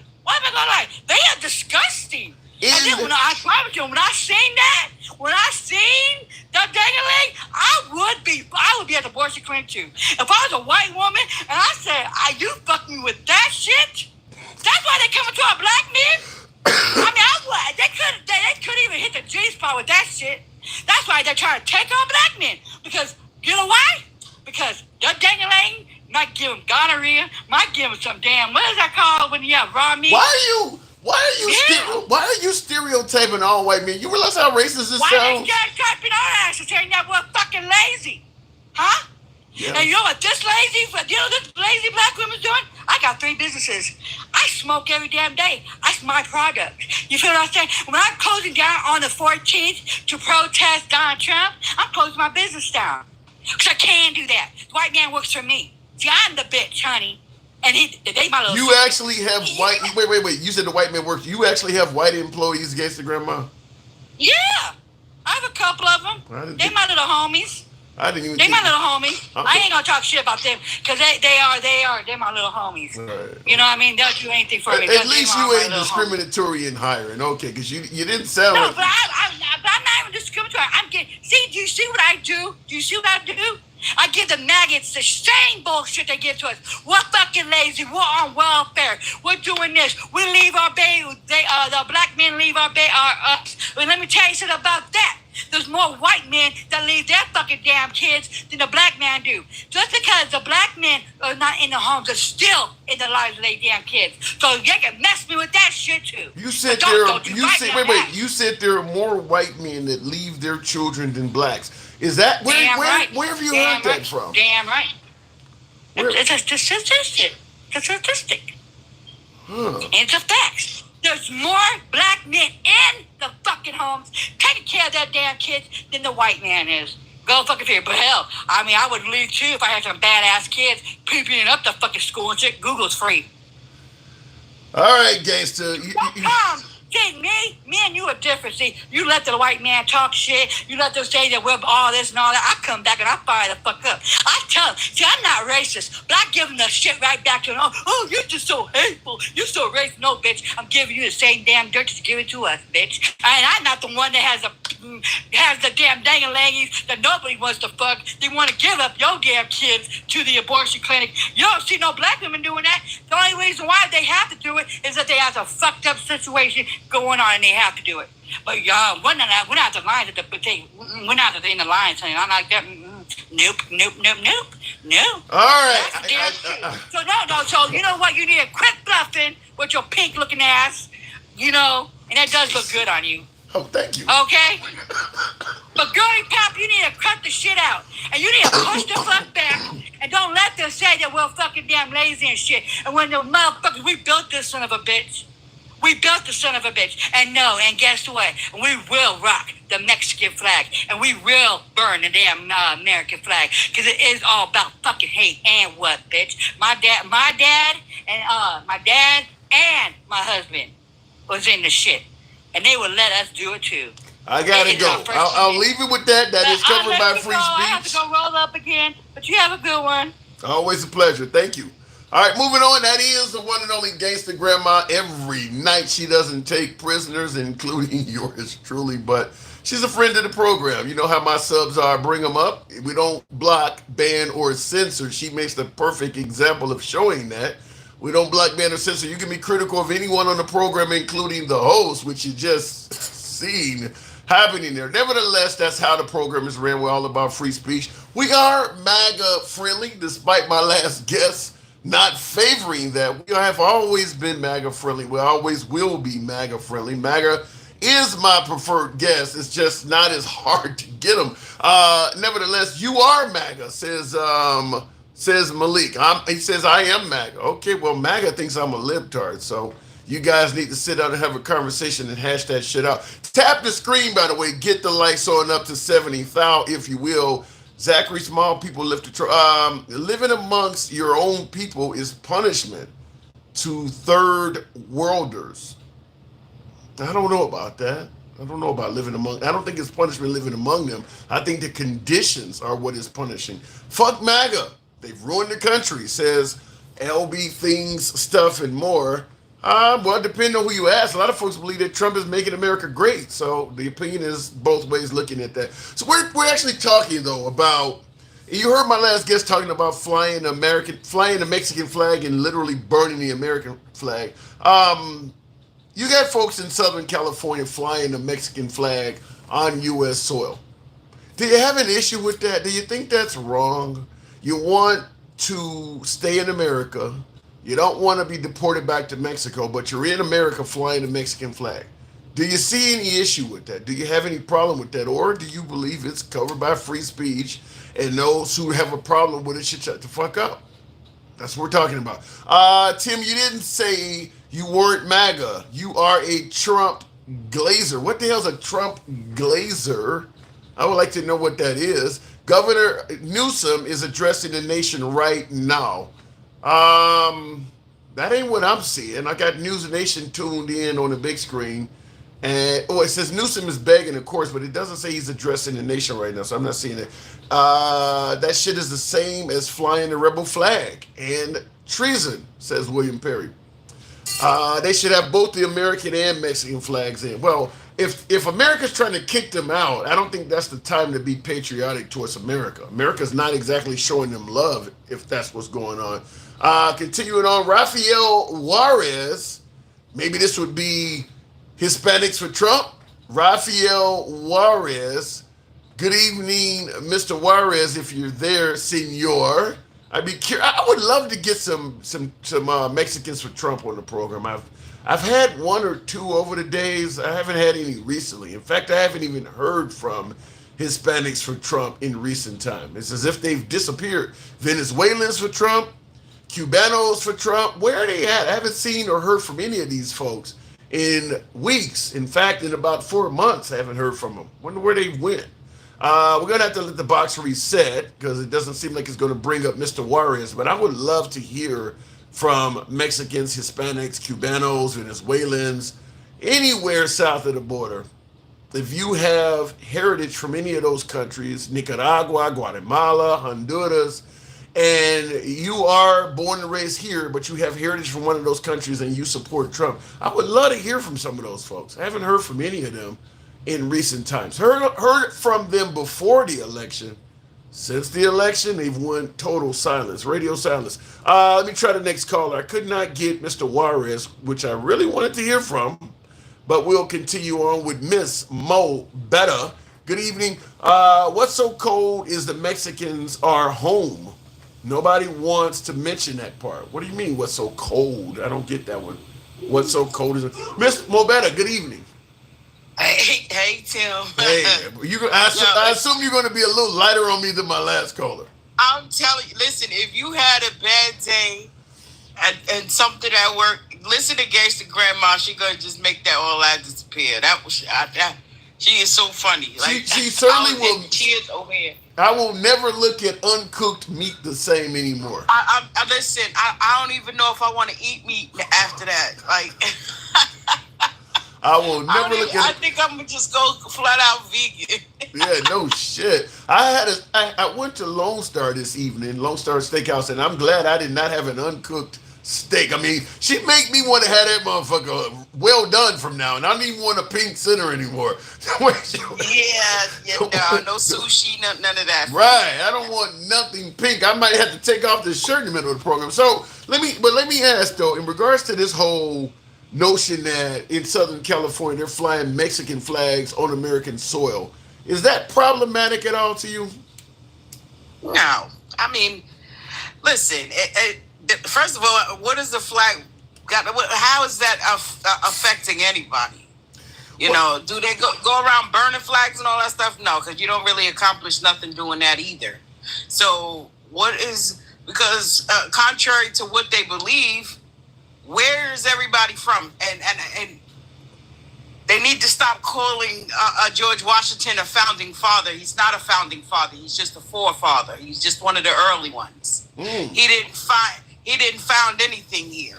Well, he founded the nation, though. He didn't find the land, but he is what. And that's why we're in a whole mess right now too, because it all trickled. It all rolled down. So listen, this is how the devil seeks in, because of identity and people hiding truths. I gotta push back on you. The notion that the founding fathers or any of them are the reason we have, in my opinion, I don't think is okay. Because I say it like this, and this is not necessarily favorable to a lot of minority communities, but I say it this way: once this nation was conquered from the Native Americans, they could have kept this nation as Christian and as white as they wanted. It was them that decided we don't want to do our own labor, so let's go get some black folks or let's let some Hispanics in. If they had simply did their own labor, this country you wouldn't have no issue with replacement theory or any of this stuff. The nation would be as white as Switzerland. It is that the fact is their ancestors decided, I want to exploit other cultures. I want to get free shit out of other people. You know, they talk about entitlements and free shit. These were the folks who originally started that. They wanted free shit and free labor. So you brought all these other people to the country, and they brought their cultures and their languages and things you don't like about them with them. But you could have left them where they were, and you could have had a Snow White country from now to eternity. I mean, you said that to say what?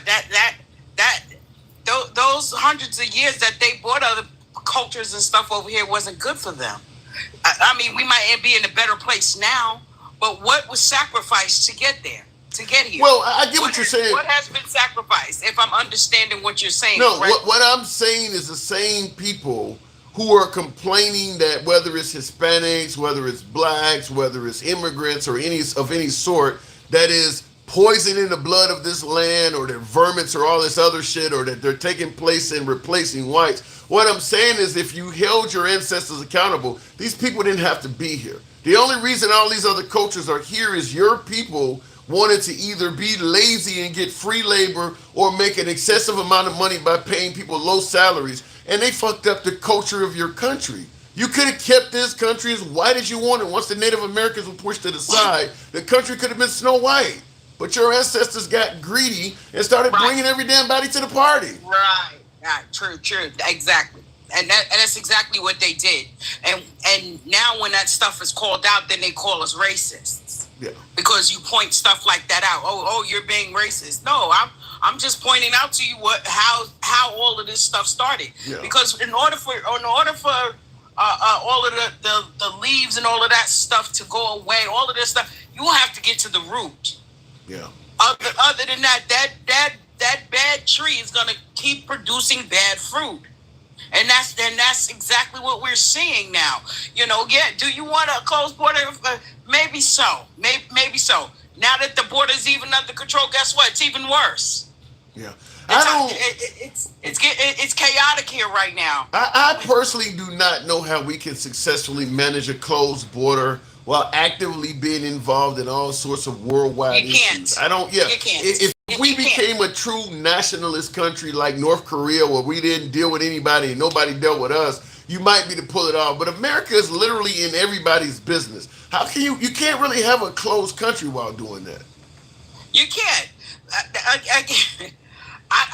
For the life of me, I don't really know what excuse me, what his true goal is, because it ain't what people claim they're reading this big beautiful bill.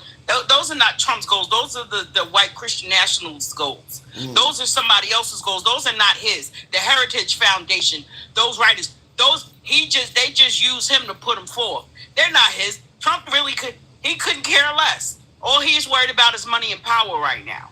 The Constitution don't even mean anything to him. You see, he does things that are unconstitutional, and again, there's no guardrails. Who's going to check him? First of all, he fired all the people that does that, the checking of the president. All of those people and stuff were fired. They fired everybody that was actually necessary to keep our country stabilized, including the people in CDC. Yeah.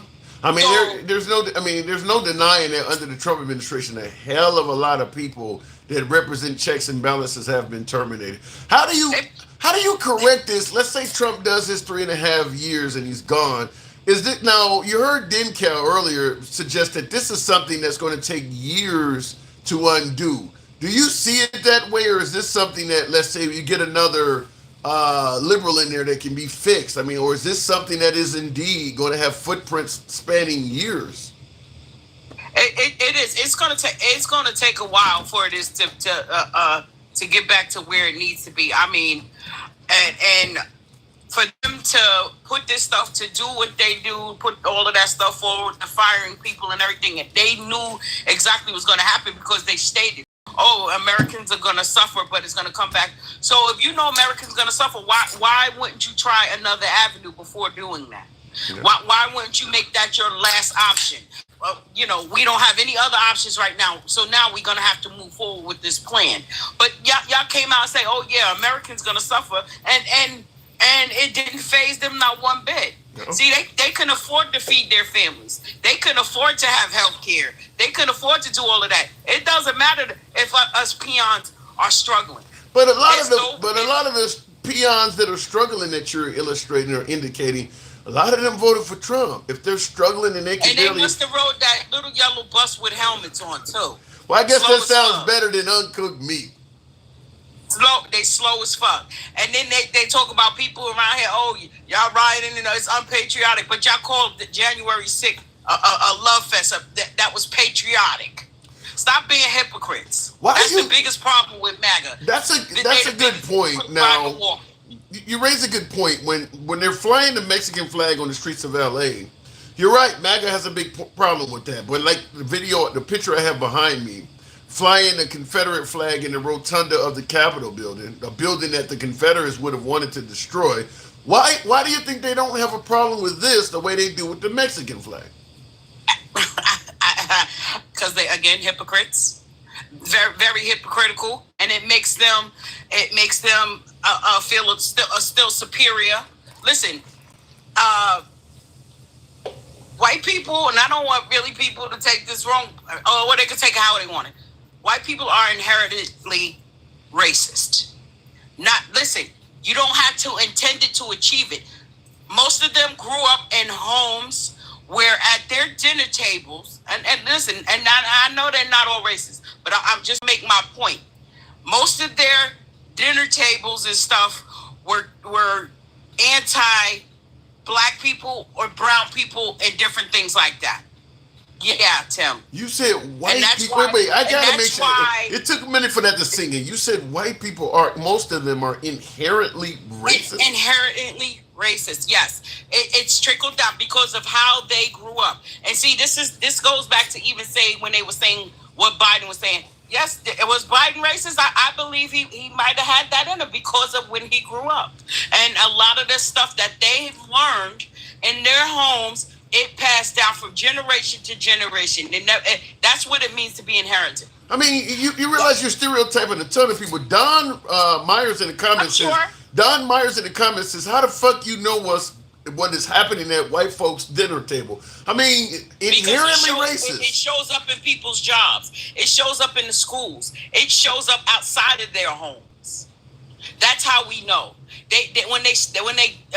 When a lot of them traded in the sheets and got shields, it showed up outside of the homes. So it might sound a little harsh, and this is why they don't want CRT. This is why they're trying to erase the history, because the history of white America is not pretty. It's not a pretty history. I'm going to put on my MAGA hat and push back a You little put bit. it on. You Okay. can put it on. Listen, I'm here to learn as well as share. Okay. So I don't. that stuff don't offend me. Okay, fair enough. My taking the other side is I don't believe white people are inherently racist. I think what it is that the loudest from each group is the ones that get the notoriety and actually get what they want done. I think most Americans, as long as they are allowed to pursue the American dream to some degree, live and breathe and move about as they wish, they don't really give a damn who's being victimized or who is victimizing others. I think most whites, obviously most whites didn't own slaves.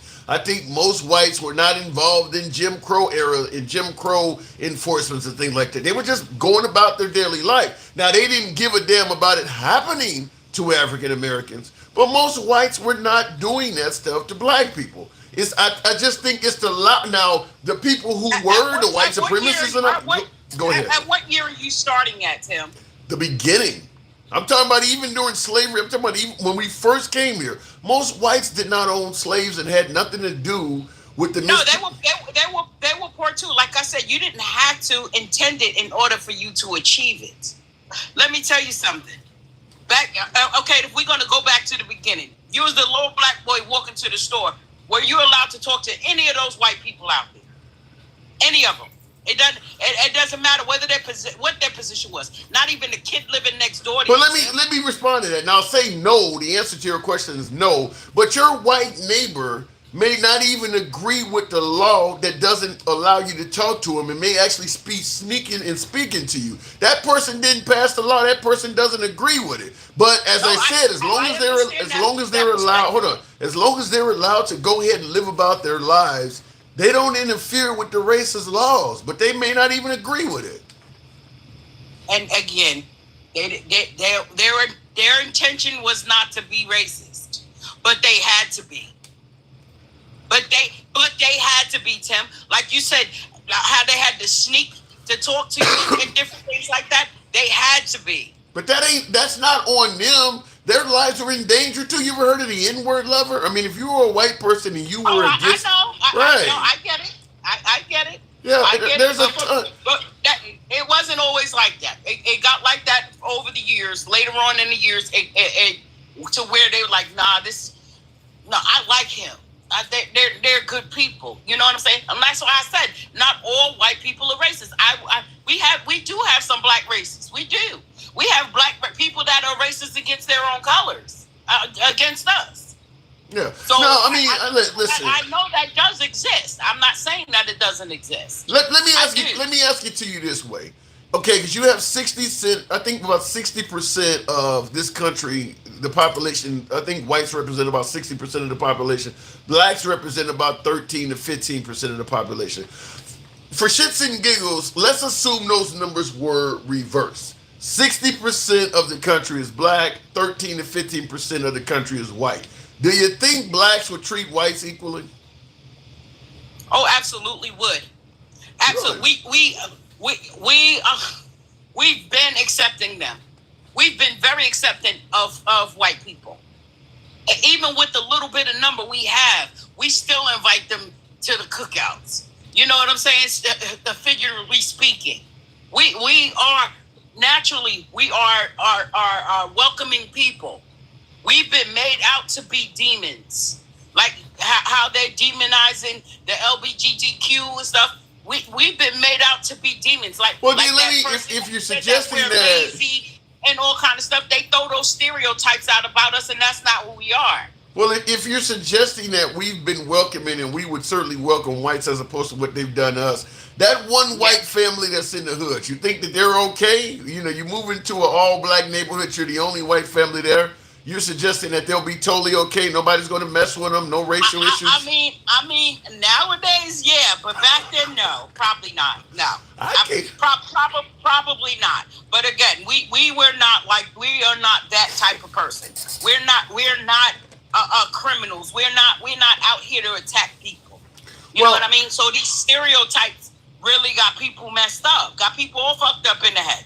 Well, I will say, now you said now not so much, but maybe back in the day. I'll tell you this, back in the day, we were probably more welcoming to whites than we are now because the laws were so strict. If you fucked with a white person, you were probably going to go to jail forever. So it wasn't that we wanted to be welcoming toward them. We just knew the law was going to come down on us more heavy than even victimizing one of our Yeah, own. yeah. You stood a chance of being strung up somewhere. Yeah, yeah. No, that's true. Yes. But now it's like I don't know. It was so much damage done. So it's like I don't trust you. Black people do have trust issues. That I can give them. We have total trust issues, and they can blame themselves for that. You understand what I'm saying? Like, come on, like But you don't believe. But while admitting some, you don't believe that most white people are inherently racist anymore, right?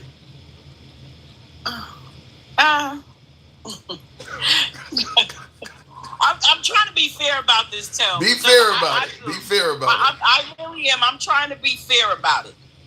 A lot of the MAGA, I'm gonna just put it MAGA. Most of the white folks outside of MAGA are really they are people.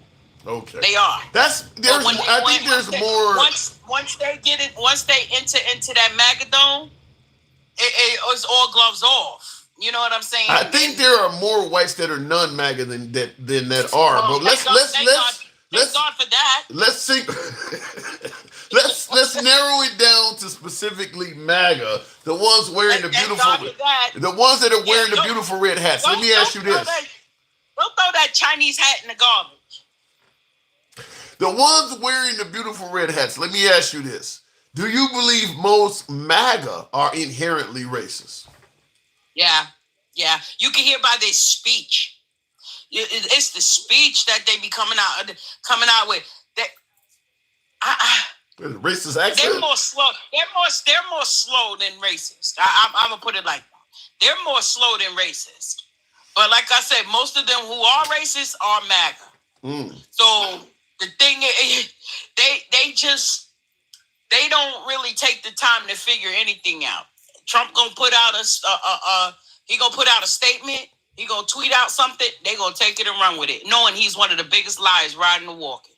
Well, they will regurgitate it. They believe the liar is the Democrats and Biden. I gotta move it on. No, I bet they do. I guess they believe that they can survive off $7.25 an hour too. I think it was 15 if you ask Jeremy. I gotta go, Miss Mobetta.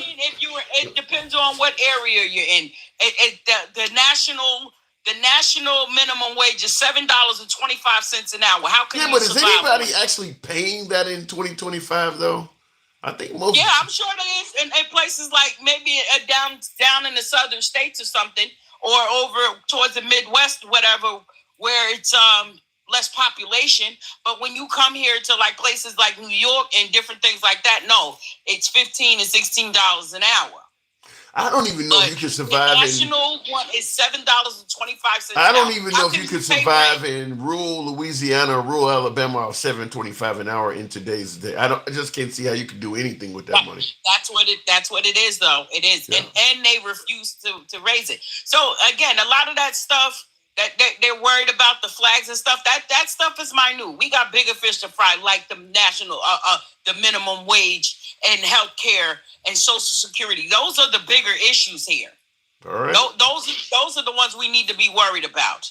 Well said. Or either we gonna have to start acting like gangster grandma everywhere we go. So we don't want that. We don't want poison. I gotta go. We don't want that everywhere. Uncooked. I just want to say hey to Mike. Uncooked meat. See you later. Appreciate it. All right, look it in the comments. When white people figure out they are the Israelites, they flip out. It's all downhill. I've never talked to a white person that figured out they were an Israelite. Even the N-word will get your ass kicked. Well, you can't put your hands on somebody for words. It's still a crime. I understand doing it will result in an ass whooping in most black communities. It's not advisable to do it, but it is against the law to beat up somebody for words they uttered out. But no, I wouldn't recommend doing that shit either. It would piss me off too. Tap the screen. Get the likes on up to 80,000. We can make that happen if you get the program a little bit of tapping. I'm not able to get YouTube horizontal going, so we're only on Instagram and YouTube vertical and TikTok. So don't know what's going on with my other device there. I tried to start it up a few times. Looking in the comments real quick. Oh my God, read this comment very slowly. Says mode or culture. Take your time. Bring your whole mind. Black people cannot be racist because they are not in a position of power to even be considered racist. Who else believes that? I think that's crazy. I don't submit to the theory that your skin color excludes you from being racist. And I've heard that from a lot of in fact, I want to give you something that I think is worthy of hearing if I can find it here. Fucking wetback bitch. That's what the fuck you are. You wetback bitch. And I'll be glad when Trump get all you motherfuckers out of here. I don't know why it's not playing right, but. Now how about that? Now take your wetback baby on home. That's what the fuck you do. Now come back to my window like you did. What was your name, miss? What was your name? What is your name, wetback? I'm sorry, you just seem My really name, proud. no, I was trying to tell you I You didn't seem see really you. proud. No, To I say tried to everything tell you you're that I saying. didn't see you, but So you you want to should go be proud. stupid. Just say your name. Shut the fuck up. Say your you name. got my tags, bitch. Say your name. ICE is gonna see you soon. All right. ICE will see. That's a black woman. That's a black woman. You're gonna tell me there's nothing racist to that at all? That's a black woman. Somebody said a video of Gangsta Grandma.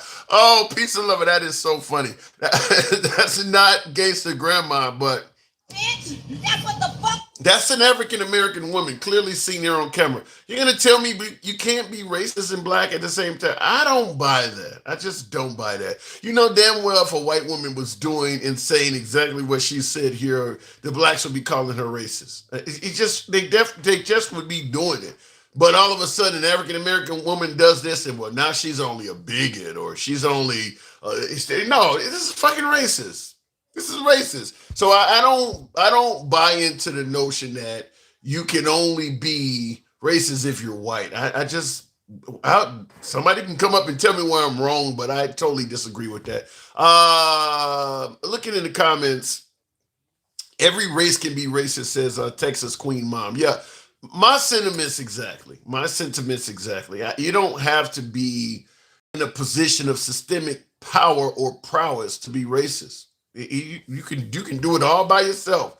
You know, snap your fingers. You know, what did they say? You can do it all by yourself. Isn't that what Lil Jon say? You don't need to be you don't need to have a whole damn government behind you to be racist. You can do it by yourself. Tim, you are ignorant to what racism is, says Tony. That says Cottrell. I would like for you to elaborate on that. Tell me what racism is, whereas it says that other races are excluded and only white achieve it. Let me know what in the definition of racism leads you to believe that. If black people don't trust the system, wait a minute. If black people don't trust the system, we have a right. We have been tortured. Not every black person. And I still don't understand how women is calling this girl this is an African American woman that's obviously being racist towards somebody that is of Hispanic culture, calling them a wetback. I don't see how you can exclude that. To me, anybody can be racist. MAGA Reacts. I'm sure MAGA Reacts will tell me otherwise. Good evening, MAGA Reacts. What do you think? Now I know you're Egyptian, correct? Yes, sir. Whites can be racist? What say you?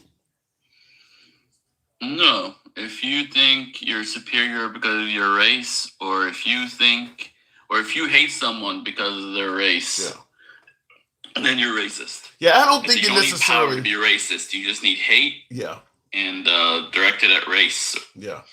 I don't think it has. I don't think being racist has anything to do with supremacy or superiority. I think it's exactly what you said. You just hate somebody else based on a God-given trait of theirs, and that's all it takes. I don't think you have to be thinking you're supreme. You can just think they're garbage, and that's all it really takes. So you're kind of in the camp with me. We'll move on from it. I'm sure it'll come back up. But what about this whole notion of flying the Mexican flag on U.S. soil? Do you see any problem with that at all, which is what they're doing in Southern California?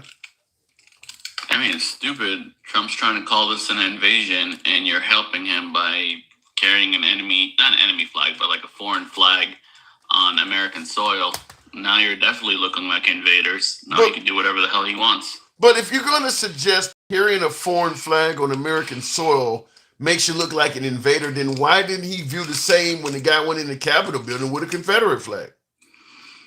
That's not a foreign flag. It's a flag of a group that sought out to literally break the United States in half. In fact, Mexico is far more harmless to America than the Confederates. The Confederates were trying to destroy the damn country. That flag represented like the South and rebellion more than the actual Confederacy. They weren't just rebelling. They were trying to secede from the Union. No, I understand that, but growing up, I had no idea that was a Confederate flag for most of my life. I mean, you saw it on the General Lee, the car.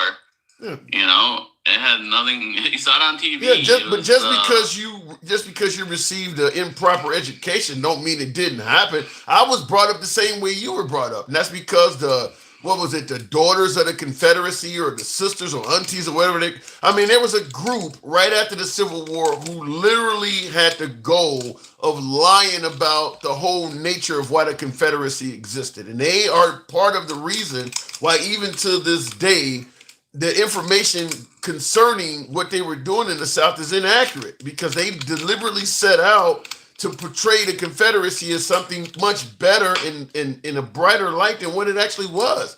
But fact is, that group of people were far more harmful to America than Mexico.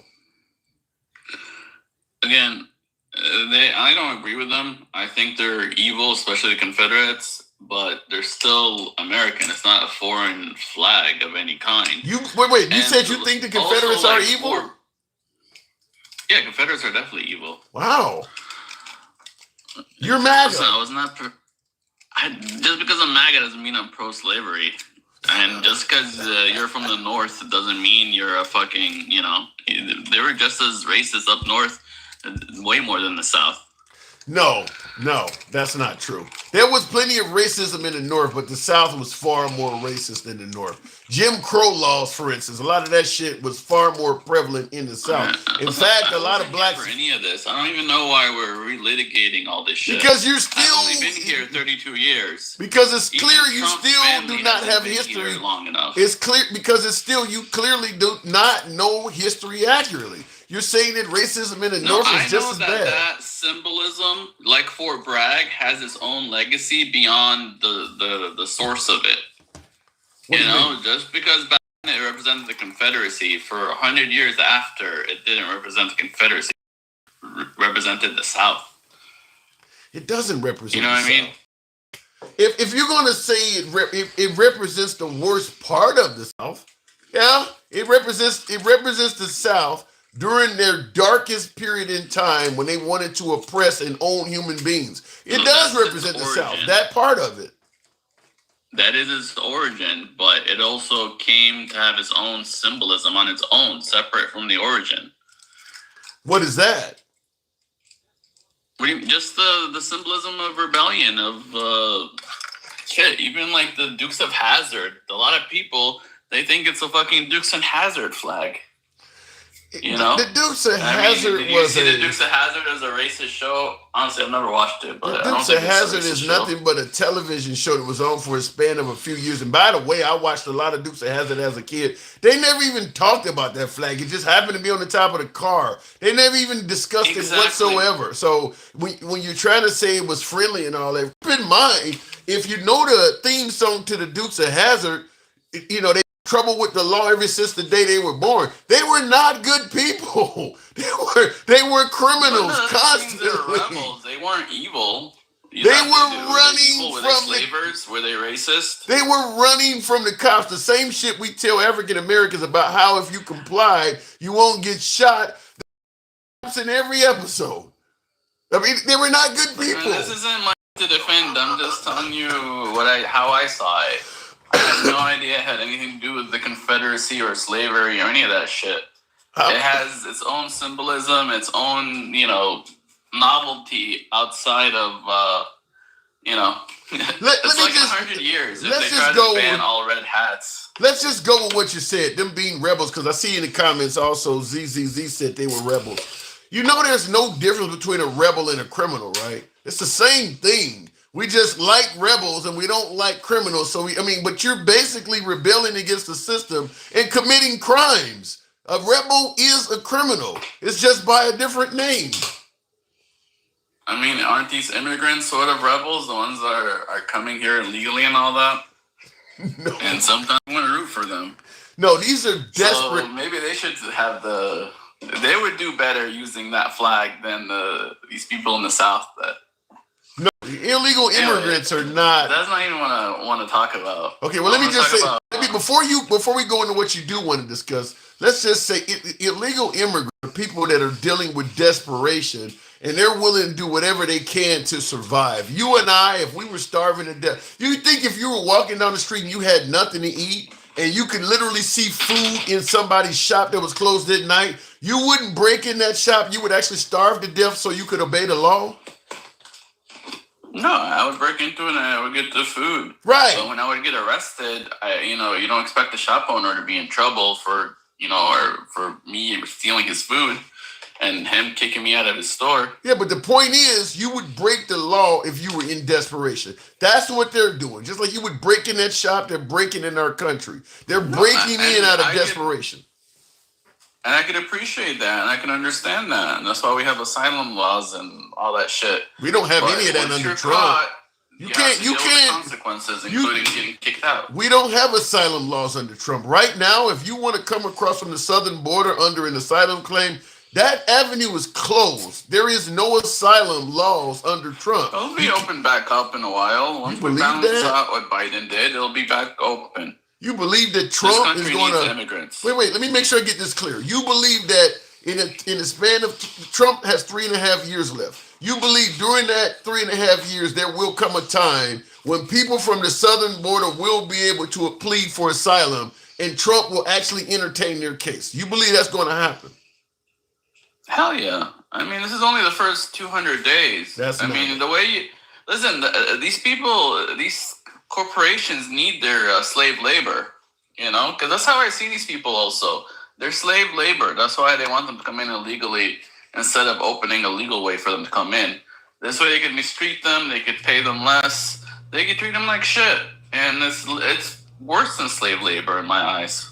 Well, I'm just going to tell you, as somebody who did migrate to a foreign country, if you're a lowly immigrant coming in from any of those southern countries, you don't have the means to do it legally. Saying come here legally, just, don't come here illegally, just come here legally. That sounds great when you're talking to somebody that that cannot do it. It's like telling a person that's 4 foot tall, I don't mind if you play, you just got to show you can dunk. They're not going to be able to do it. There's no way most of the people we're telling to come here legally have no avenue whatsoever to come here legally. But what did you want to talk about? Then protest that. Well, it's been like 4 days since Newsom said that this LA riots and all this shit is Trump's fault because of the National Guards he approved. Yet, I haven't seen a single video of the National Guard or doing anything at all. I saw a video of them sleeping, and I saw a video of them standing by a building. All the people who are shooting protesters and harassing protesters and whatever, it was all LAPD. And last time I checked, like I told you the other day, LAPD is controlled by the mayor of LA, or the police commissioner who is controlled by the mayor. Where is the National Guard aggravating things and making things worse? They haven't done a single thing yet. Being blamed for all of this. You make a good point. I think what's happening is the trouble is being stirred up by Trump vocally interjecting himself in it. So even though you're right, we haven't seen these people, Trump is on TV saying that they're there. And that alone is enough for people to take to the streets and be angry. I mean, Trump is saying that these folks have been called up and they've been sent there. In fact, a lot of what Trump's saying is reporters asking him questions and him answering. You don't have to answer them. Didn't he already take credit for his National Guard squashing the problem in the Southern California? He's already got online and said something like, well, if they're not there, how can he take credit for it? But I think that's bullshit, and he thinks it's better for him to take credit for it because that's what he ran on, that he's going to have the National Guard there so shit doesn't get fucked up. But I'm talking about what the truth of what's happening right now. What I see through video, you know, I'm not arguing with what you're saying. I'm not arguing. You're raising a point that I'm not arguing with. I'm just simply saying Trump constantly interjecting himself in what's going on is why people are getting pissed off. I mean, he's like you're admitting, so he's claiming that his military presence is what has calmed things down. As you're telling me, that doesn't even exist. So him getting involved in this is what's causing that. Nobody's making him lie and say that. Trump's going to say what Trump's going to say, but who's framing the narrative? Trump's not framing the narrative. You got Newsom that's saying, oh, Trump's going to aggravate the protesters before anything even happened. No. And then you got the media obviously highlighting and editing everything that's happening. You do realize, when you say the media is framing the narrative, you do realize Truth Social is media that millions of people watch. You do realize Trump is also framing the narrative. The media is not putting. The media is not putting words in Trump's mouth. Oftentimes, they're just repeating what he's saying. Okay, well, the truth is, 99% of people, including myself, are not on Truth Social. We get whatever the media highlights, whatever the media broadcasts, and is shared all over, you know, the TV and the web. I don't go to Truth Social. If that was the case, I would be like, yeah, you're right. But the fact is, we just get the tweets they highlight. Well, so they're the ones that bring the narrative. I'm not on Truth Social. You know, I'm not on Truth Social either. But I've posted hundreds of Trump's tweets in posts. The fact is, the media is doing their job. He's the president of the United States. He takes to his Truth Social and says, you know, Merry Christmas to all the radical, useless liberals. They're going to report that. And he's done that. Every holiday message he's given so far, Thanksgiving, Christmas, and Easter, has all been... And if they were just reporting it, I would agree with you. But they're repeating certain parts more and more and more. And they're not reporting what I just told you, that it's LAPD, who's controlled 100% by the mayor of D.C. If a single one of them reported the truth of the fact that it's LAPD aggravating everything from day one till today. I know it started by ICE, but even on day one, ICE backed off. LAPD came up front, and they're the ones that started fighting. Maybe the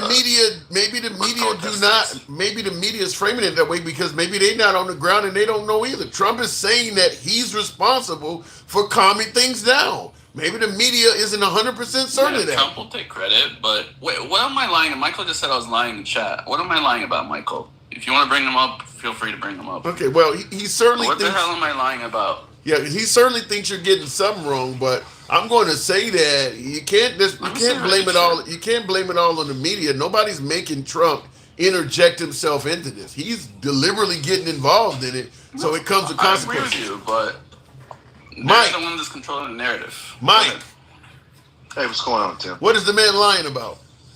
First of all, he never has his facts straight. First of all, the ICE agents, the federal agents that went in. Number one, they never notified LAPD that they were there to do any ICE raids. Most agencies do it as a courtesy. They let them know they're going to be in their city, so they are aware that there's activity going on. They never did that. That's number one. That's never said anything to contradict. Hold on, but what you fail to realize is I said they started it, didn't I? Let him get his point out. Then you can challenge it. Because they went in and didn't notify LAPD. They were the first ones that started dispersing tear gas, and then they were calling LAPD to come in. It took them 55 minutes to get there, but ICE reported and Homeland Security reported it took them 2 hours, and it was 55 minutes. That's coming from LAPD. So when you come in with an operation and you don't notify local enforcement, you don't have to, but it's a common courtesy to let them know so they understand what's going on in their city. The minute you do that, you've created a situation that you didn't have to. Period. Okay. I didn't say. See how we switched the narrative from what I'm talking about? I wasn't talking about any of that. But it matters, MAGA reaction. You can't obfuscate that and then say that the Democrats and Gavin Newsom are doing this, that, and the third when you didn't mention that when they went in, as soon as they do that, there's going to be a problem. I don't care where it is. I don't care where it is. Here's the narrative I was actually commenting on. On day 2 or 3, the narrative from Newsom and the media was everything was fine on day 1 and day 2. And only on day 3, when Trump called in the National Guard, did things start to escalate. And, when things all blew up because of fucking Trump, when the National Guard, even though they were called in, it did nothing. It was after what you said, which is how it started. I'm not arguing against that. After that, whatever happened at the beginning happened. LAPD came up front, and LAPD has the ones they're the ones that shot that news reporter from Australia. They're the ones that have dealt with protesters, like, let's say 99.9% after the first 1% on day 1. So they're the ones that... Hold on. Go ahead. Don't. Why are you putting a number on it? See how you try to minimize this? Words matter. Words matter. The fact that they were there, they weren't asked to be there. The mayor didn't ask, the governor didn't ask. The only time this has ever happened in our history when Richard Nixon did it, because this is not the normal cadence and protocol. So they haven't. Wait. Well, you tell me when this happened. The fact that they're there. Last time it happened was the LA riots in '92. No, I think. No, it's further back than that. The last time it happened was Kent State. I believe that's what happened when it happened without the governor. And I'm pretty sure they were there in '92. That's what I'm talking about. When it happened without the governor at Kent State. But that has nothing to do with what I'm talking about. It does. What does it have? Has nothing to do with what I'm talking about. It's his message, MAGA reacts. No, let me get in here. Let me get in here. Bad guy when he hasn't done a thing. Let me get in here and say this. I think I'm going to agree with Mike on this, MAGA. This is what you and I have been talking about before he came on. Is that you're admitting that Trump interjects some stuff in this. The difference is you don't see any consequences for him doing this. When he's running his mouth like that, it's angering people, it's hyping people up. Even if he's not even in the military end, the fact is he's all over this stuff. He's on TV criticizing the mayor, criticizing the governor, threatening to send people in, talking all kinds of bad shit about the Mexicans. He is hyping all this up. He's literally the overseer pouring fuel on all the fires. But he ain't sent them in, so it shouldn't mean anything. That's been the problem with Trump from day one, is people don't believe there should be any consequences to the stuff a president says, and it doesn't work that way. The thing is, it's not him. It's the media highlighting the smallest parts of his speech and repeating it nonstop. You're saying the smallest part. The fact is, he is saying stuff nonstop for them to do that to. They're not making up shit. Every day he's saying something. MAGA reacts. Repeating it. MAGA reacts. Go ahead. Did Trump back in 2020? Did he or did he not say he couldn't do exactly what he's doing today? He couldn't do it before the protests. Honestly, he's correcting for that. What did he say back in 2020, MAGA reacts? That he couldn't and shouldn't do it. If you don't know, I'll play it. Because I have it right now. I'd like to know, because I don't know what he said. That's one of the things we wanted him to correct. No. Let me hear what he got to play. I want to hear this. Actually, you just made my point while you pull up the video. He did as you guys wanted him to do and didn't bring in the National Guard and all those previous protests. And things got worse without him. When did he not? When they got worse. When did he not bring in the National Guard? What are you talking about? All the times with BLM. He never brought him in without the permission of the governor in Minnesota, in what's it called? In Seattle, in LA, the last LA BLM riots. When did he ever do this before? His last administration, he said he did, like you guys said, okay, and he believed that. I think if he had take care of it, and they failed miserably. If he had brought in the National Guard doing BLM protests, it would have been worse. Mike, let me hear what you got. Almost 4 years ago at the Republican convention, I'm going to restore law and order, and I have, except in Democrat-run cities. Look, we have laws. We have to go by the laws. We can't move in the National Guard. I can call insurrection. You never do that, even in our Portland case. We can't call in the National Guard unless we're requested by a governor. What else do you need to hear, MAGA Reacts? He literally, not much.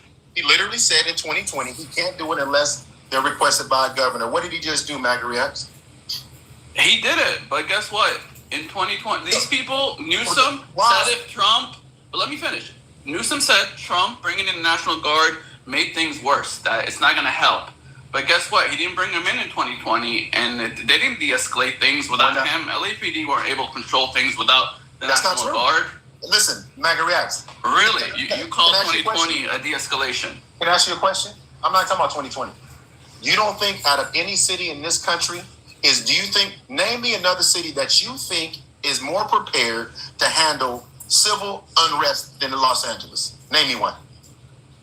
I have no idea. I know, what because does that have to do dealt with with anything? more civil unrest. LA has dealt with more civil unrest and more natural disasters combined than any other city.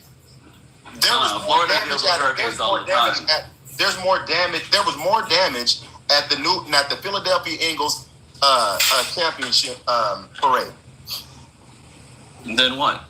Then what's going on now then what's going on in California? And Mike makes a good point, because you were talking about MAGA Reacts, how the media is inflating and picking and choosing what things Trump is saying. Fact is, the Trump administration in the right-wing media is hyping up tenfold what's actually going on in Southern Cal. It ain't nowhere near as bad or widespread as they're leading you to believe. This shit is a few city blocks. It's not happening all over Los Angeles.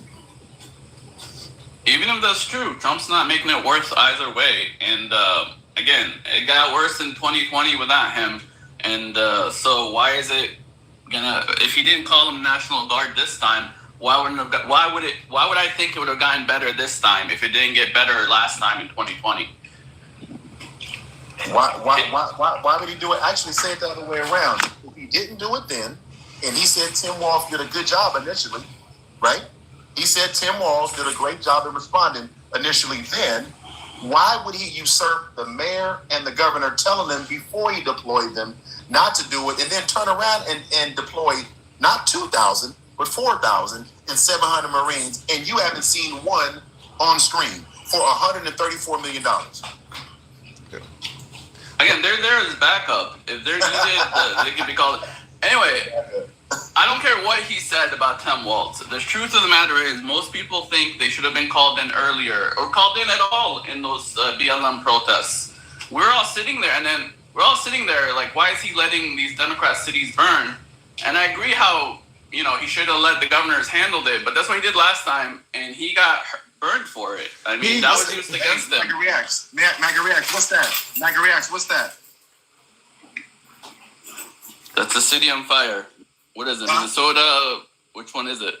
That's Philadelphia, my guy. That's a picture from the Philadelphia Eagles celebration. What about that right there? They're dragging stop lights down the street. MAGA Reacts. Come on, man. Yeah. I gotta move it on from you guys. But the point Mike is making is that we ignored much larger shit, like the Philadelphia Eagles celebrating the Super Bowl victory, than what's going on in California. It ain't what's going on in California. It's the people that are doing it that we don't like, is why Trump is getting involved. There's been bigger issues in other cities that we didn't call in the fucking Marines to deal with. I'll give you the last one. I gotta move it on. Yeah, because I really came up for two things, Tim. And MAGA Reacts, you can stay right here. First of all, with you, Dukes of Hazzard was two white guys and their grandfather and their cousin in the Daisy Dukes. So mind you, Daisy Dukes running from the law every episode. This good old boys though. Go figure. Number one. I just want to let you know. I didn't know any of that was racist. I can see how it's racist today, but back then I didn't think it was racist. Well, no one did, but it was. Yeah. But again, so do you know who Angelina Resendez is? MAGA React? No. Do you know who Travis Decker is? No. See, this is what we talk about, and I wanted to talk to you about this specifically. I'm glad you're up here. Angelina Resendez was found unalive today at the naval station in Norfolk, Virginia. She was in the Navy. She's been missing since May 29th. They found her today, and they got somebody else in custody already. The funny thing is, she was Hispanic. again, just like the one that was in Texas before. Okay, so it's just funny. And Travis Decker, do you know who Travis Decker is? No. I have heard that. Is Decker the father that took the kids? Yes. Yeah.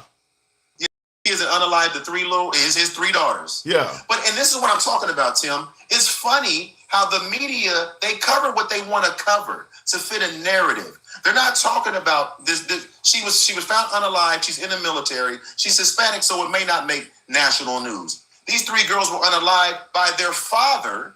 I thought 1 was too many with Lincoln Riley, but 3, and it's not on national news, and his supporters don't even know about it. So wait a minute. You're telling me Travis Decker is not national news? Well, MAGA, have you seen it? I have. I mean, that's been all over the cable news outlets. This has been going on for 2 weeks, a week and a half now. Travis Decker is national news. The father, the Ranger, the Army Ranger that took the life of his 3 daughters, that's national news. That's been covered on all the networks. Let me ask you this: Has it got the exposure that Lincoln Riley did, Tim? Well, Trump ain't gonna run with that shit. But that's my point, Tim. Oh, it's not even Trump, the media. It's Trump. Lincoln Riley. But why would it catch national news? Am I missing part of the story here? I haven't heard anything. A father who is an Army Ranger takes the life of his 2 daughters, and he's on the run in the fucking woods, and they're looking for him. That's a big story. He killed 3. What are we talking about? Yeah, he killed 3 young girls. But I don't see how it relates to what we're talking about. The narratives that you're talking about. What he is saying is this. You've heard of Natalie Holloway. You've heard of John Benet Ramsey. In other words, if you're a white person and you come up missing, it makes national news. Name 1 African American that's come up missing over the last 30 years that made major news. What he's saying is 1 group of people get all the attention, and the other group nobody fucking hears about. That's what he's saying. But that's not. But you guys are missing the point. What's her name? Riley? No, we see the point. Was killed because of Biden's letting illegals in and not kicking them out. Biden? You see how is it? No, because it was caused directly by Biden. That's why we cared about it. I thought the 3 kids dying was not caused directly by Trump. Tell me how it was caused by Trump. You didn't hear anything. I'm gonna say this. I'm gonna say this, and then I'm done. You just proved my point, MAGA Reacts. When I've been saying that the right don't give a damn about kids, you literally proved my point.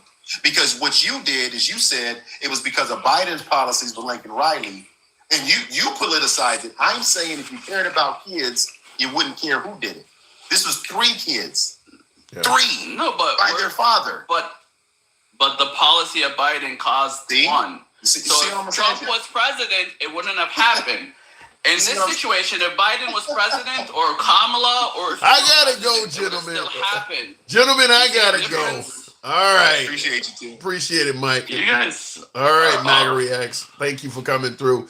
And I just want to say, when those 2 gentlemen were talking, the point I was making is this, and I kind of agree with what Mike was saying from an illustration of, we do care more about white victims than black victims. As I pointed out, you've heard of Natalie Holloway, you heard of John Benet Ramsey, which these are missing person cases going way back. I mean, can you think of any African American or Hispanic that came up missing and it made national news? I mean, they come up missing every day. I mean, there's household names I'm giving you on the other side. Can you think of any?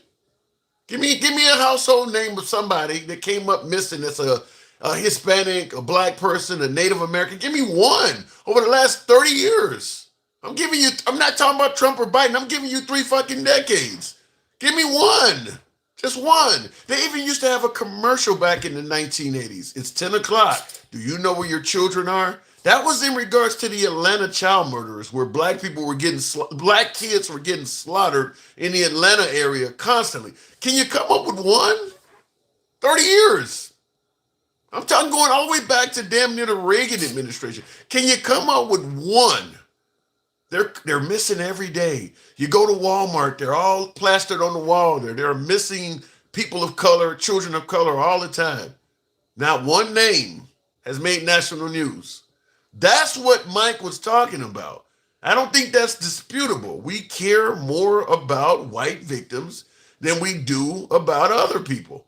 unless it's to make a point. Such as if you're an illegal immigrant and you take the life of any American, they don't care if you're fucking blue. It's making a point that illegal immigrants are bad and they're going to play that all over TV. But just a black victim that came up missing or a Hispanic that came up missing, nobody gives a damn. But if you're blue-eyed and blonde, nice little cute girl, it's all over the place. Why is that? Tell me that's not true. Looking in the comments real quick, tap the screen, by the way, get the likes on up to, we can cross over the 100,000 mark. We're pretty damn close. What about Trayvon Martin? Are you talking about Trayvon Martin, the one that George Zimmerman killed? He wasn't missing. We're talking about missing people, not people who got murdered.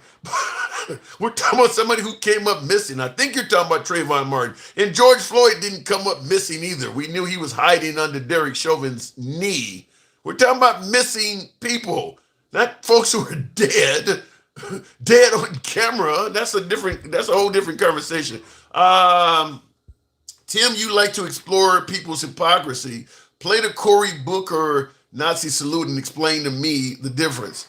I can tell you there's a big difference. And I've seen Hillary Clinton and I've seen photos of Kamala Harris doing it. The problem with Elon Musk, why the whole Hail Hitler salute works with Elon Musk versus you're pointing out, is you always say you're taking Trump out of context. You're taking that out of context. With Elon, the salute is one thing. He had a racist staffer that was saying he wanted to normalize hating Indians, and he was racist before being racist was normal. And Elon Musk, this is one of Elon Musk's staffers who said all this racist shit online. When it came out, the staffer wanted to resign. Elon fought for the staffer to remain working for Doge. Now this guy wasn't even debatable whether this guy was racist or not. He admitted it. And Elon fought to bring him back. In addition to that, Elon Musk was on television telling the far-right group in Germany the time has passed for you guys to feel guilty about the Holocaust. Letting the Germans in, letting the folks in Germany know what happened in the past, you don't even need to feel guilty about that anymore. In addition to that, we can talk about the white South Afrikaners and the alleged genocide that he's fighting against of white people. I mean, Elon, we don't have to stop. That's the point, is you're going to bring up other folks doing the salute. But with Elon Musk, it doesn't stop at the salute. You might have somewhat of an argument if that was the only thing he did. But here I am off the top of the dome giving you all kinds of more shit that has been orbiting around this guy. We can keep pretending like issue after issue after issue does not make this guy what it clearly looks like he is. But the fact is that salute isn't the only thing that man did. That's what I'm saying. Tim is hating tonight. How am I hating there, Mr. Jeep? I'm either hating one day or I'm fluffing the next, huh? When I'm criticizing the right, I'm hating. When I'm defending the right, I'm fluffing. You can't win on this program, huh? You can get, this is the only place I go where I can be called a libtard and a right-wing MAGA on the same damn program. You know you're in the middle when you can pull that shit off, huh? But I don't mind. I am MAGA friendly, liberal friendly as well. We don't block, ban, or censor, so I welcome the criticism. You feel free to have your own point. We don't censor you for having a point or being critical against the host. It's all about free speech here. I'm going to ask you to tap the screen. I feel like you're pretty fair, Tim. Ty, thank you. You're 1 in a million. Thank you. What's interesting is Cory Booker did the same salute after Musk did. As I stated, if that salute was the only thing Musk did, we may have a conversation. But the fact is, I just rattled off a whole bunch of other shit Musk has done, and you can't, did Cory Booker do all of that too? Elon has done a lot more than just that salute. That salute is just part of it. So for Elon, it fits a narrative. You mentioned Cory Booker or Tim Walz or Kamala doing this.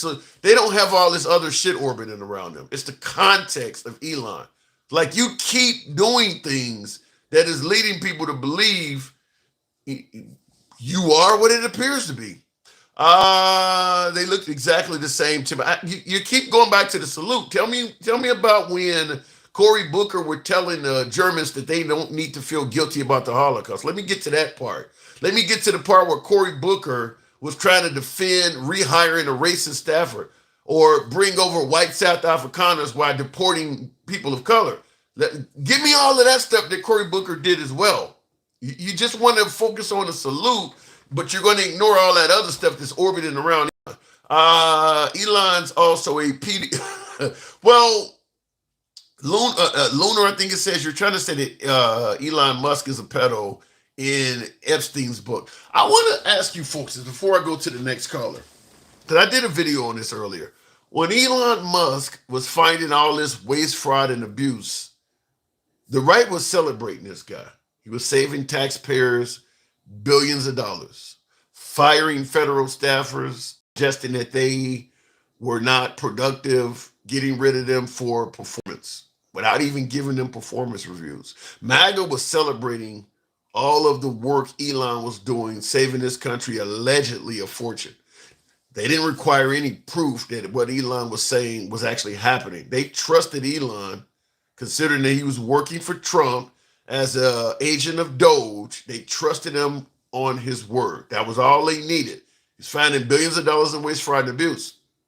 Well, while we're talking about what happened in Southern California tonight, just a week ago, Elon was insinuating that Trump is a pedo, that Trump is taking place in sexual activities with underage girls with Epstein. So the question is, I asked even in the video, do you still trust Elon the way you were trusting him when he was found in waste, fraud, and abuse? Or has his word lost credibility simply because he criticized Trump?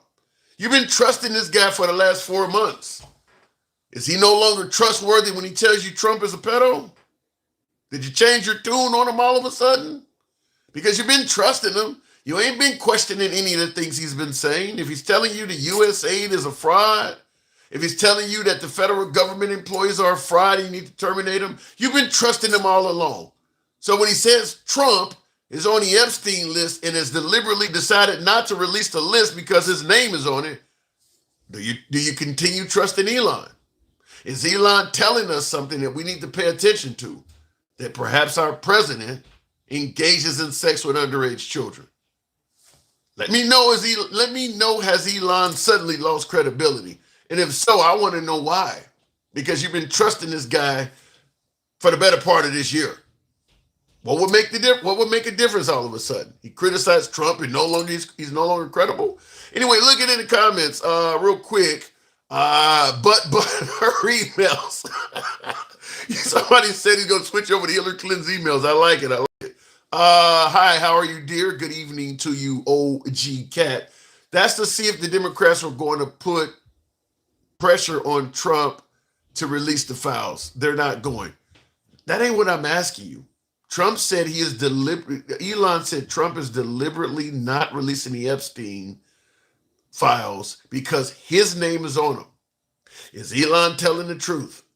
That's what I'm asking you. I'm asking MAGA. I'm asking my beloved MAGA that has been trusting everything Elon has been saying over the last 4 to 5 months. Do you still trust this guy now that he's told you that Trump has likely been engaging in sex with underage children? That's what I'm asking. Yes or no in the comments. Do you trust Elon? Simple as that. Do you trust Elon? The same guy you've been trusting all of this time. He's standing in the Oval Office right next to Trump. You're totally trusting the guy. You're posting videos of Trump and Elon AI version dancing the Bee Gees, staying alive. You were having a great time under the notion that Elon was doing awesome things for this country. You were trusting him. Do you still trust him now? Let me know in the comments, yes or no. Looking in the comments, I didn't trust Elon at all. I didn't hear anything from MAGA saying they didn't trust him then. All of a sudden now he's not trustworthy, huh? I think it's a ploy for Democrats to pressure Trump to release the files. Okay, even if you think it's a ploy for Democrats to pressure Trump, that doesn't answer the question. Is Elon telling the truth? Doesn't matter what the Dems are doing. That came from Elon. Is he telling the truth? That's all I'm asking. I don't know what's going on fucking YouTube horizontal. Folks are saying there's no sound, and I don't know why, because I got the sound on. Do not know what's going on. I think, Tim, it's not about trust. We're waiting for the results. That ain't answering the question, MAGA reacts. Elon said the man is deliberately not releasing the files because he's in it.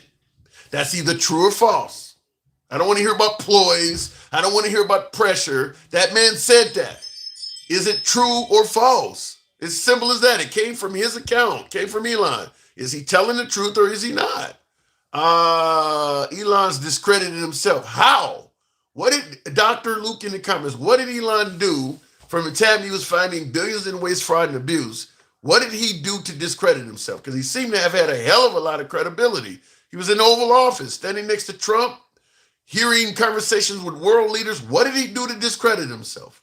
Tell me when did he go from one of the high-ranking members of the Trump administration being loved by MAGA to suddenly lacking credibility?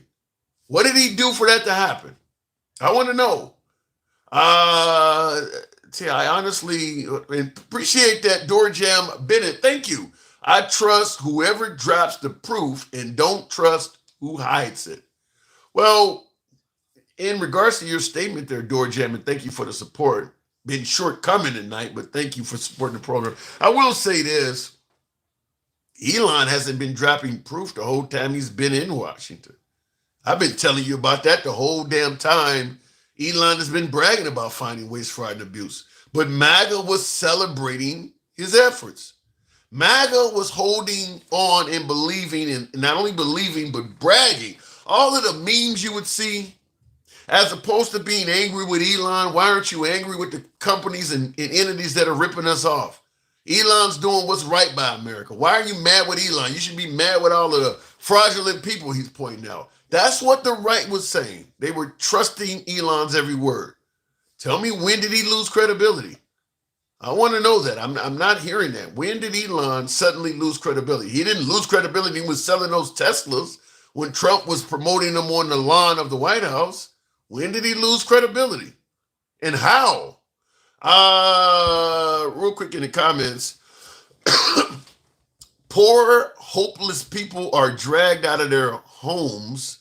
Families were torn apart. Men and women and children are separated. Children come home from school to find their parents have disappeared. Anne Frank. Well, Anne Frank is suddenly turned into, Juan Juarez or somebody now, because that's happening in this country. That's exactly happening in this country. People are coming home or going to school and never returning, because they're taking the students too. They're not just taking mom and dad. Some of the kids are being taken. Somebody came on the program earlier and said they deported a kid from foster care.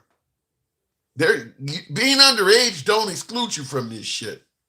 If you're not in this country legally, I don't care if your mom brought you in the country when you were 2 years old. You can get it. This ain't got nothing to do with being rapists, murderers, or any of that shit. It's just simple. If you're here and you're undocumented, you can get it. I mean, I don't care if you're sitting in a hospital connected to a fucking life support machine. My guess is they'll roll you in a machine across the border and disconnect it and tell Mexico, if you don't have another machine, then you now have a body. They don't care. I mean, MAGA don't give a fuck about these people. I'm just going to tell you, MAGA don't give a fuck. I'm right. I trusted Elon as far as this new accusation. If Trump is guilty, he should be fired. Or fried, rather. Damn. I voted for Trump. I also support ICE and the efforts to deport illegal immigrants. So you trusted Elon as far as this new... So you trusted Elon, but you say as far as this new accusation, if Trump is guilty, he should be fried. Is there any reason not to trust Elon? That's what I'm asking. You've been trusting Elon throughout the waste, fraud, and abuse, throughout all of the firings in the federal agencies. Is there any reason not to trust him now? What has he done now that denotes you trust him any less than you were the remaining part of, or the early part of this year? What has he done? I trust a handsome liberal that makes me 2 out of a million. In other words, I don't have a lot of trust there, huh? Let me go back to the box. Black Styles Entertainment. Good evening. Welcome to the program. I'm not turning on the president for an immigrant. Well, Elon. Oh, so you're not turning on the president for Elon Musk, huh? So in other words, it doesn't matter what's going on as long as Trump is a citizen and Elon Musk is an immigrant. You're going to always trust Trump. Puts Trump in a really good light. That means he can really lie to you because he knows you're going to pick him over the immigrant. I think that's what I'm reading here. You should make a diss track or something. I don't know what. We're not trying to make diss tracks here. Trump's parents and wives were immigrants. True.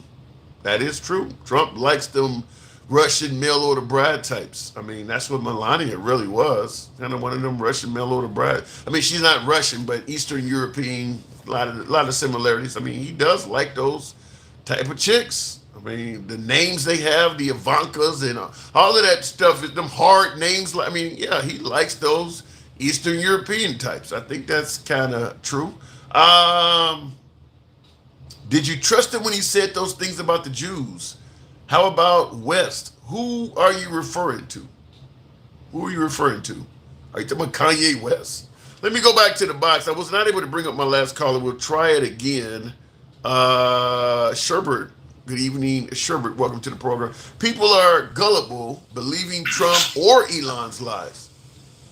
I can't disagree with that Bahamian Greek. Sherbert, good evening.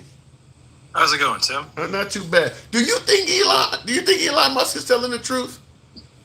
I mean, he does have like all of the government's information once his spies got in there, so he probably knows more than they want him to.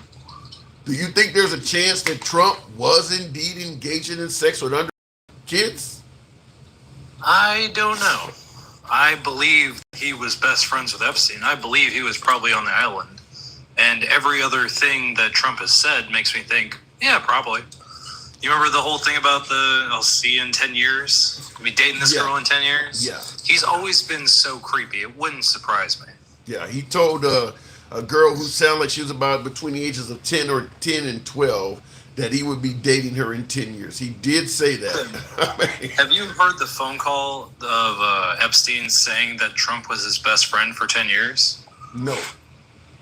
There's a whole 10, 20-minute phone call between Epstein and a journalist a couple months before he died. And he's very clear that, yeah, Trump was his best friend, flew around with him all the time, did a bunch of shit. But Magarax is going to be ignorant about that because he doesn't know anything about anything. Every time I get him on here, he goes, well, I didn't even want to go down this way. Why are we always talking about this? Why are we always talking about this? Because you say the dumb shit. And then you have an opinion about something. And when it doesn't fit into your I'm a nice guy act, then you start freaking out about it. Own the shit you say and stop backing off of it. If you don't think January 6th was a bad thing, if you think BLM was, all these horrible things you say, then own it. Stop backing off and being a pretzel, you little bitch. Damn. I hate that. And Jeremy. Fuck Jeremy. God, you know these people are living out of everything. Well, I didn't believe that. That's not what I said. Fuck you. That's why you get down these holes every time, because you stand by what you said until we actually push back against it. Mm-mm. You coming out with I'm really tired of this isn't where I wanted to talk about. Well, you brought up all this shit. Your answers brought you down this chain of answers. Own what you said. Yeah. Well, you've never had to have me go, Tim, I don't want to talk about that. Oh, that's not what I said. Oh, that's not what I mean. Fuck him. Damn, you coming with the fire tonight, ain't you? You feel like you've been holding this in for a little while. I mean, listen. Every time I listen to that guy. Same with Jeremy. I mean, listen, they are MAGA. They're passionate about their opinion. It differs from yours. But they don't know their opinion. Once you actually ask them any questions, they turn to pretzels. That's the part I'm pissed off about. You never hear Michael going back on what he said. You never hear Denkow going back on what he said. There's a reason for that. They're not talking shit. You sure it's just not you being indifferent to MAGA? I mean, look, No, because it's every time. Oh, I didn't want to talk about it. Why are you always putting me down this hole, Tim? Every time he says that. Because you have to stand by what you said. Well, when you come on the program, we are going to challenge you on what you said. That is true. You see, I mean, you've never challenged me on except for a couple things, and usually it's Wouldn't you give Trump credit for something? And every time it's, oh yeah, I didn't like pennies. You didn't like what? The pennies and him getting rid of those. Oh, well, you think that's a bad idea? I think it's illegal for him to do, but I don't like pennies, so it's the one thing I give him credit on. But I shouldn't keep yelling about your other guest, Tim. No. I don't want to be a angry gangster grandma. Well, let's go down the road of what you just said, giving Trump credit. You don't think him securing the border, you don't think anything's good in that at all? Do you want people coming in this country that have been unvetted? I don't think we have a process to bring them in vetted. And so it's a totally broken system at this point. He can, shut down the border, but if he's going to arrest people for going to their hearings and doing it the right way, then nothing matters. Yeah. The border is totally fucked at this point. Yeah, I disagree with you. I don't think under Trump the border is fucked. I think the border is closed. I mean, I don't think there's any way possible for anybody coming from the southern border to get into America. Okay. I don't think that's a good thing. I don't think it's a good thing either, but I don't think that come the legal way is even an option right now. I believe if you're from I believe that as well. Yeah. And I think that's fucked up. Yeah, if you live they're taking our jobs. Yeah, as the dishwasher. Fuck you, Jeremy. Yeah, if you live in any country that's south of the border right now, under the Trump administration, there is no way to get in this country. I suppose maybe if you are a member of the cartel and you got access to millions of dollars, you might be to work something out. But as far as coming the legal avenue that they typically come, whether it's through some kind of work visa or getting a sponsor or marrying somebody, all of that shit's closed. There is no way to legally come here as a brown person right now. They've closed all of that off. And this is where I guess some folks are trying to suggest that Trump might be racist because he let in a few white South Afrikaners. But, I mean, he is securing the border, right?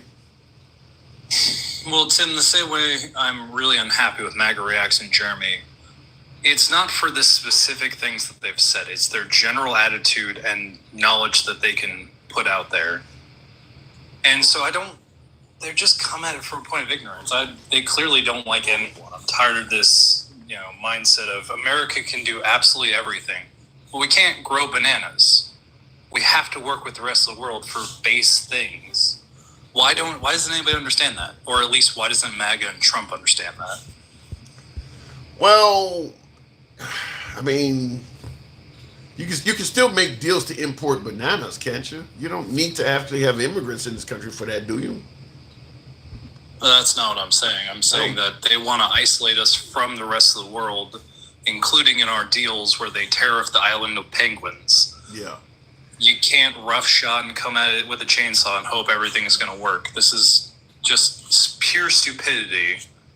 I don't, something in regards to Trump in the whole tariff thing, you're saying isolating us from the world and the stupidity thing of it. In my opinion, maybe I'm wrong on this, and I hope I am. I think that shit is just a big grift. I think that the goal is to threaten tariffs so that you fuck with the market and people that are close to you make their money, and then you remove the tariffs and put things back in place, and you can play the role of not only making your friends and associates wealthy, but you can also be the arson that gets credit for putting out the fire. I really don't. I think after Trump is all said and gone, most of the stuff that is in regards to tariffs, all of that stuff will be somewhere near what it was when he took office. It's just playing with the market so the right people can make a ton of money and then putting it back. It's kind of like a shifting of wealth from the have-nots to the haves.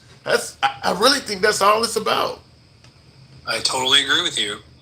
I mean, Trump is a pure scam artist, and really the only thing you have to look at is his Trump University, and where they weren't actually doing anything and charging 50 to 100 grand so they could take a photo with Trump's cardboard cutout. This has been the game the entire time. Just now he's got the loyalists to let him do it. Just like MAGA Reacts, where he'll turn himself into a pretzel to justify whatever else the next day.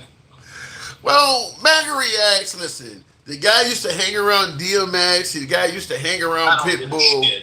That was a long time ago, the same way Trump used to be in rap songs all the time. I'm talking about now, I'm talking about 2025. Fuck that.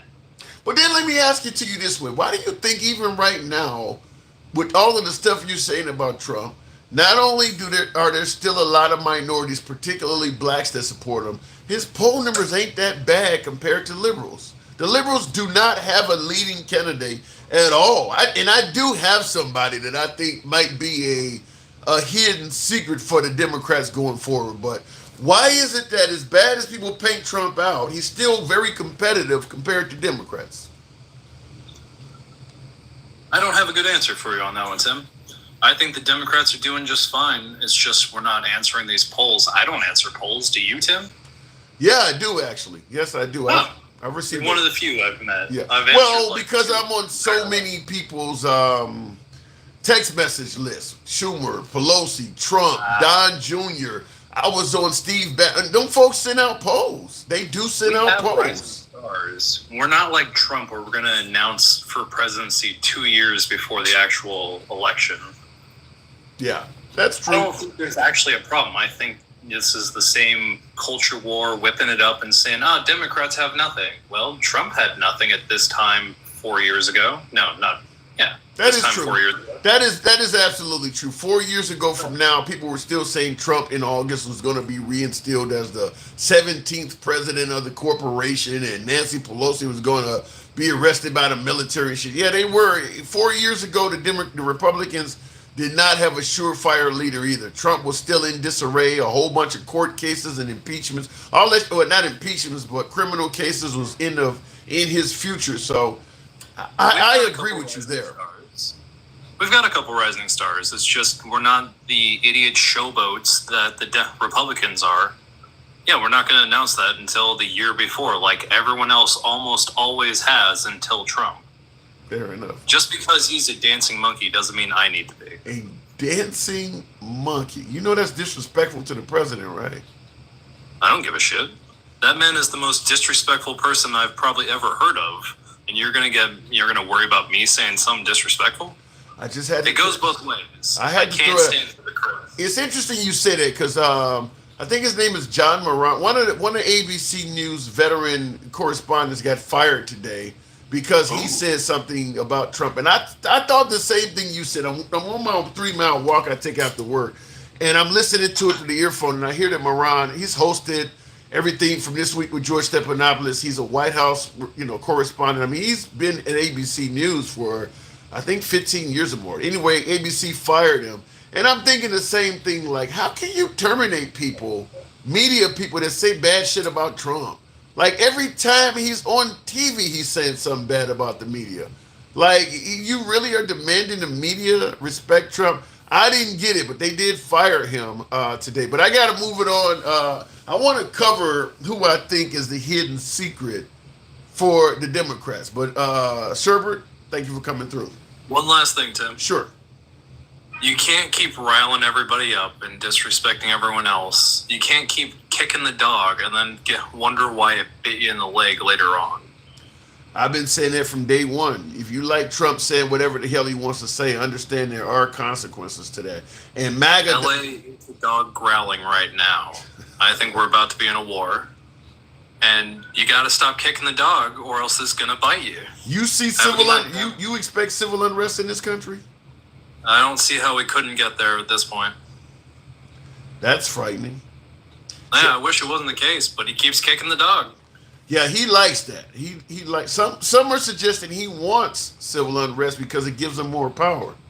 Well, the last thing, absolute last thing, you can tell that's what he wants by his holiday posts.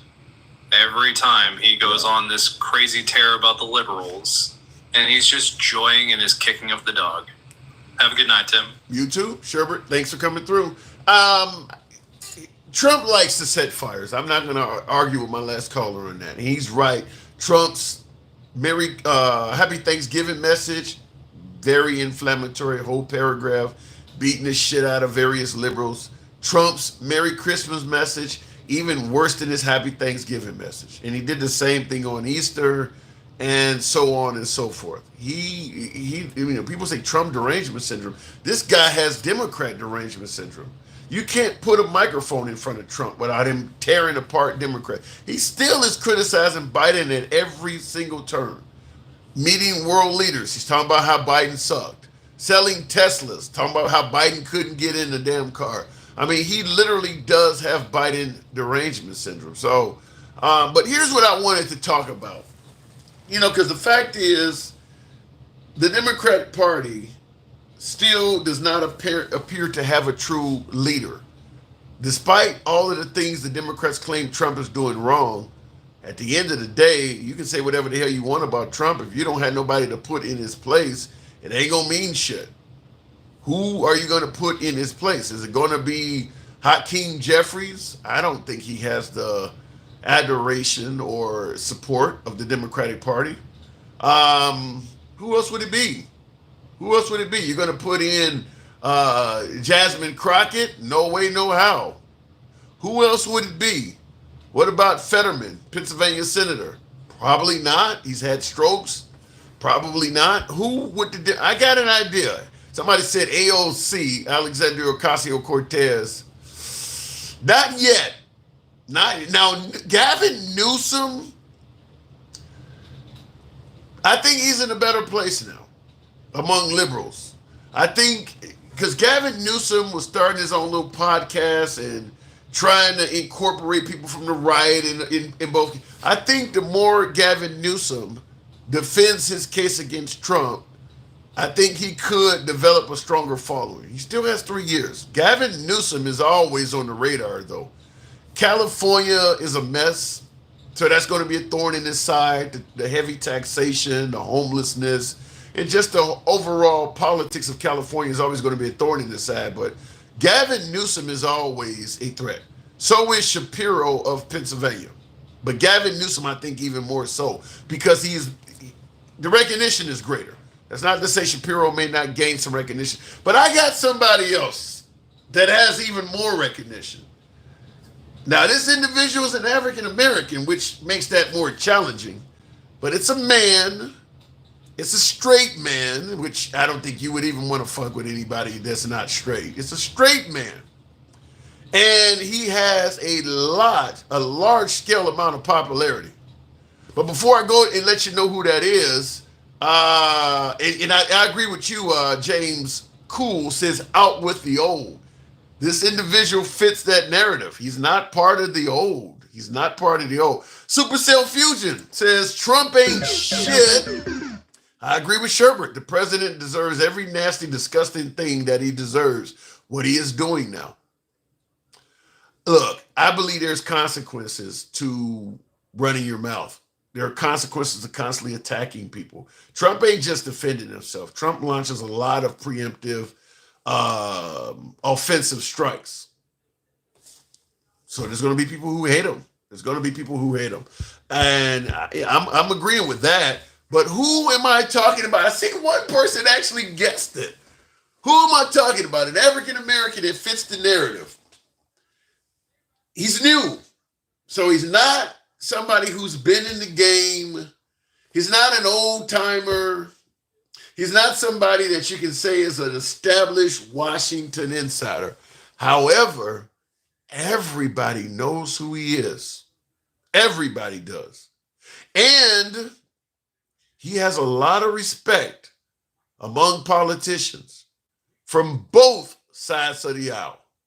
From both sides of the aisle. And his presence in the political sphere is growing astronomically. I've seen several people guess him already. Somebody said Tyler Perry. No, it ain't gonna be Tyler Perry. Mark Cuban is not African American, obviously, but there's a lane for Mark Cuban. I don't know how far it would go, but there's a lane for Mark Cuban. But the individual I'm talking about is a rising star politically. The name in the popularity has already been there.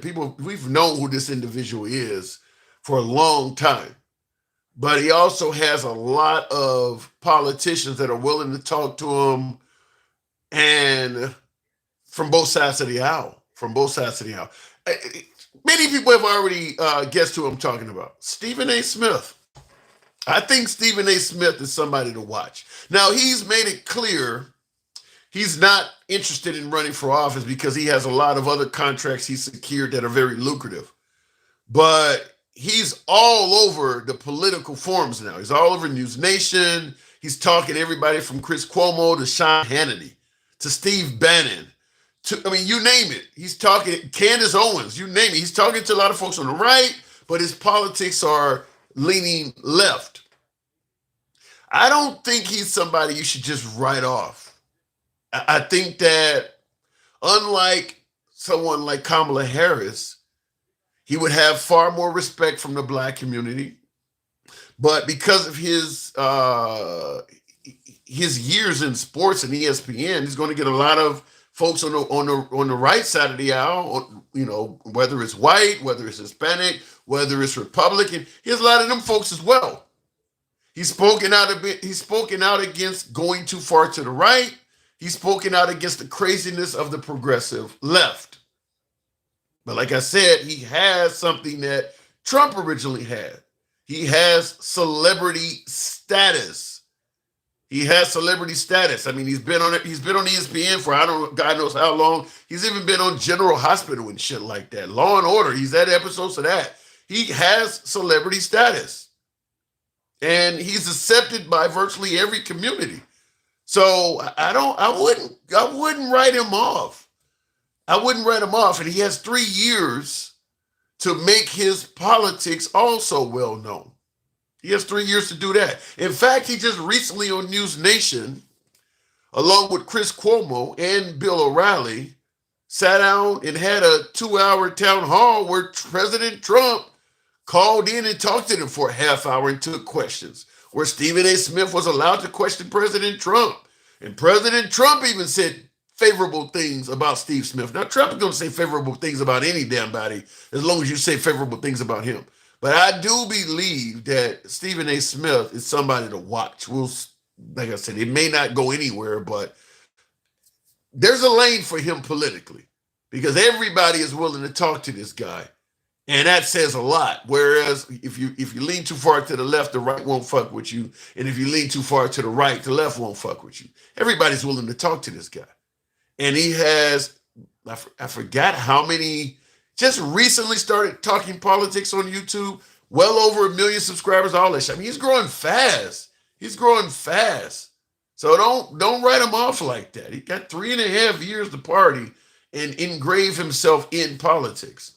And he has celebrity status that's going to be stronger and greater than most of the people in the game. More people know about him than J.D. Vance. More people know about him than Cory Booker, Nancy Pelosi. More people know about this guy. People who normally might not vote. So, I mean, people were waking up listening to him on, First Take or whatever. I mean, people have been listening to this guy for years. So all he has to do is line his politics up a little bit. A lot of folks tune in and listen to this guy. I wouldn't write him off. I watch him. He hasn't killed the Pope, says MAGA X. Exactly. I wouldn't write him off. I would not write him off. Like I said, one of the things that really helped Trump out is that he was a celebrity and he had been well known for years. And Trump had a bombastic, mouthpiece. Stephen A. has that too. Stephen A. has that same bombastic mouthpiece. Now, Stephen A., because he works for ESPN and there are rules to follow in cancel culture America, can't say all the wild, crazy shit that Trump does.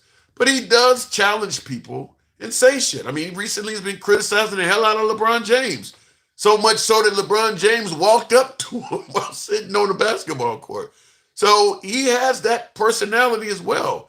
He just isn't allowed to say all of the crazy shit that Trump does. But he has a lot in common with why Trump got elected. I wouldn't write him off. I really wouldn't write him off. Stephen A. Smith isn't far enough left for the Democrats.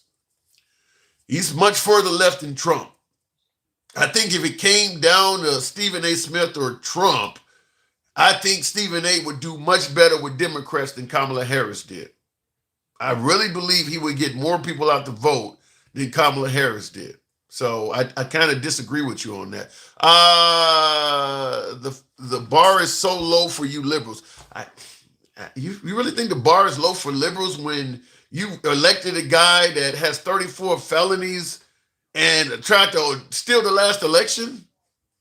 Look, look. You might favor what Trump is doing in the White House. I get it, but he has a rap sheet and a resume that normally would disqualify most candidates.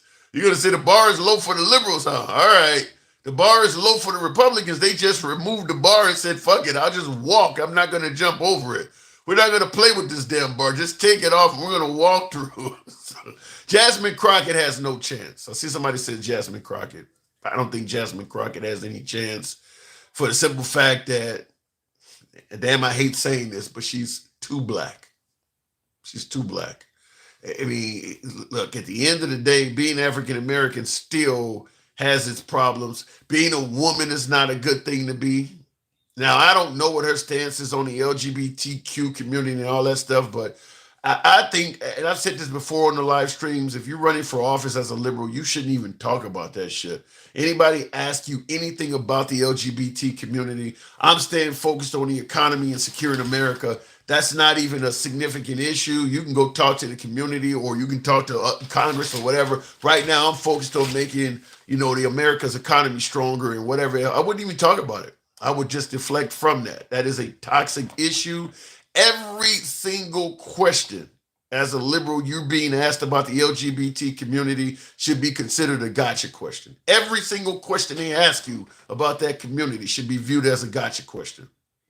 And I don't think there's really any right way to answer it. If you answer it favorable to the community, the right is going to shove it up your ass. If you answer it critical to the LGBT community, the progressives are going to shove it up your ass. Leave them guessing. Don't answer that shit. I mean, literally, I would not answer anything related to the LGBTQ community. Only thing I would answer, because I think that most Americans agree with this, with the exception of the far left, is that you shouldn't have biological males in women's sports. It's dangerous, it's not competitive, and it's fucking wrong. I would answer that. But outside of that, I would leave it alone. I mean, all of this, well, should children be to get surgery and risk? Look, I haven't heard of it happening ever. It ain't worth me answering. I mean, I would stick to that. It's not taking place.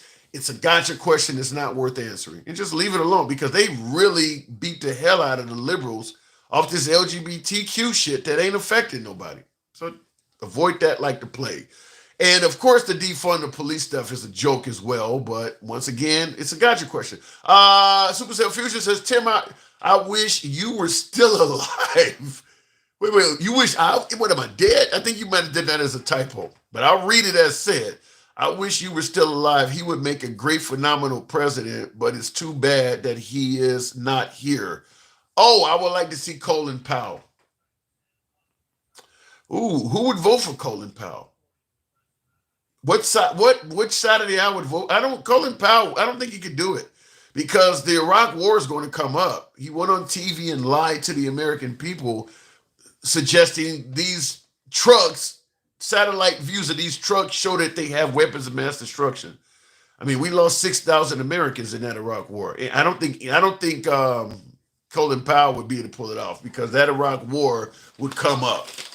Now, maybe if he's running against somebody that's bombastic and hated as much as Trump, he might get some liberal votes, but he was riding with Bush. So the Patriot Act is going to be thrown in there. The failures with Hurricane Katrina, you're going to tie him to the administration. Just like the right ties Kamala Harris to everything Biden did, even though she, as a vice president, she has nothing to do with it. They're going to tie Colin Powell to all of that shit. The poor handling of Hurricane Katrina. I mean, George W. Bush has a lot to criticize. So I'd be curious to see Colin Powell. I don't think he would be able to pull it off. And I don't think the right would vote for him either. He's too moderate for the current right. I mean, MAGA, Colin Powell would probably not even like MAGA. I think he would be more closer to the John McCain's and Mitt Romney's. He would be at odds with MAGA. So yeah, I can't imagine Colin Powell. Looking at Kamala stated that she was right by Joe for every decision. That was one of the worst answers she gave, like going on The View and saying she wouldn't do anything different from the Biden administration. Yeah, she failed that miserably. I don't know who was coaching Kamala Harris, but here's one of the things that are more challenging going up against somebody like Trump. He's not going to be held accountable for anything he says.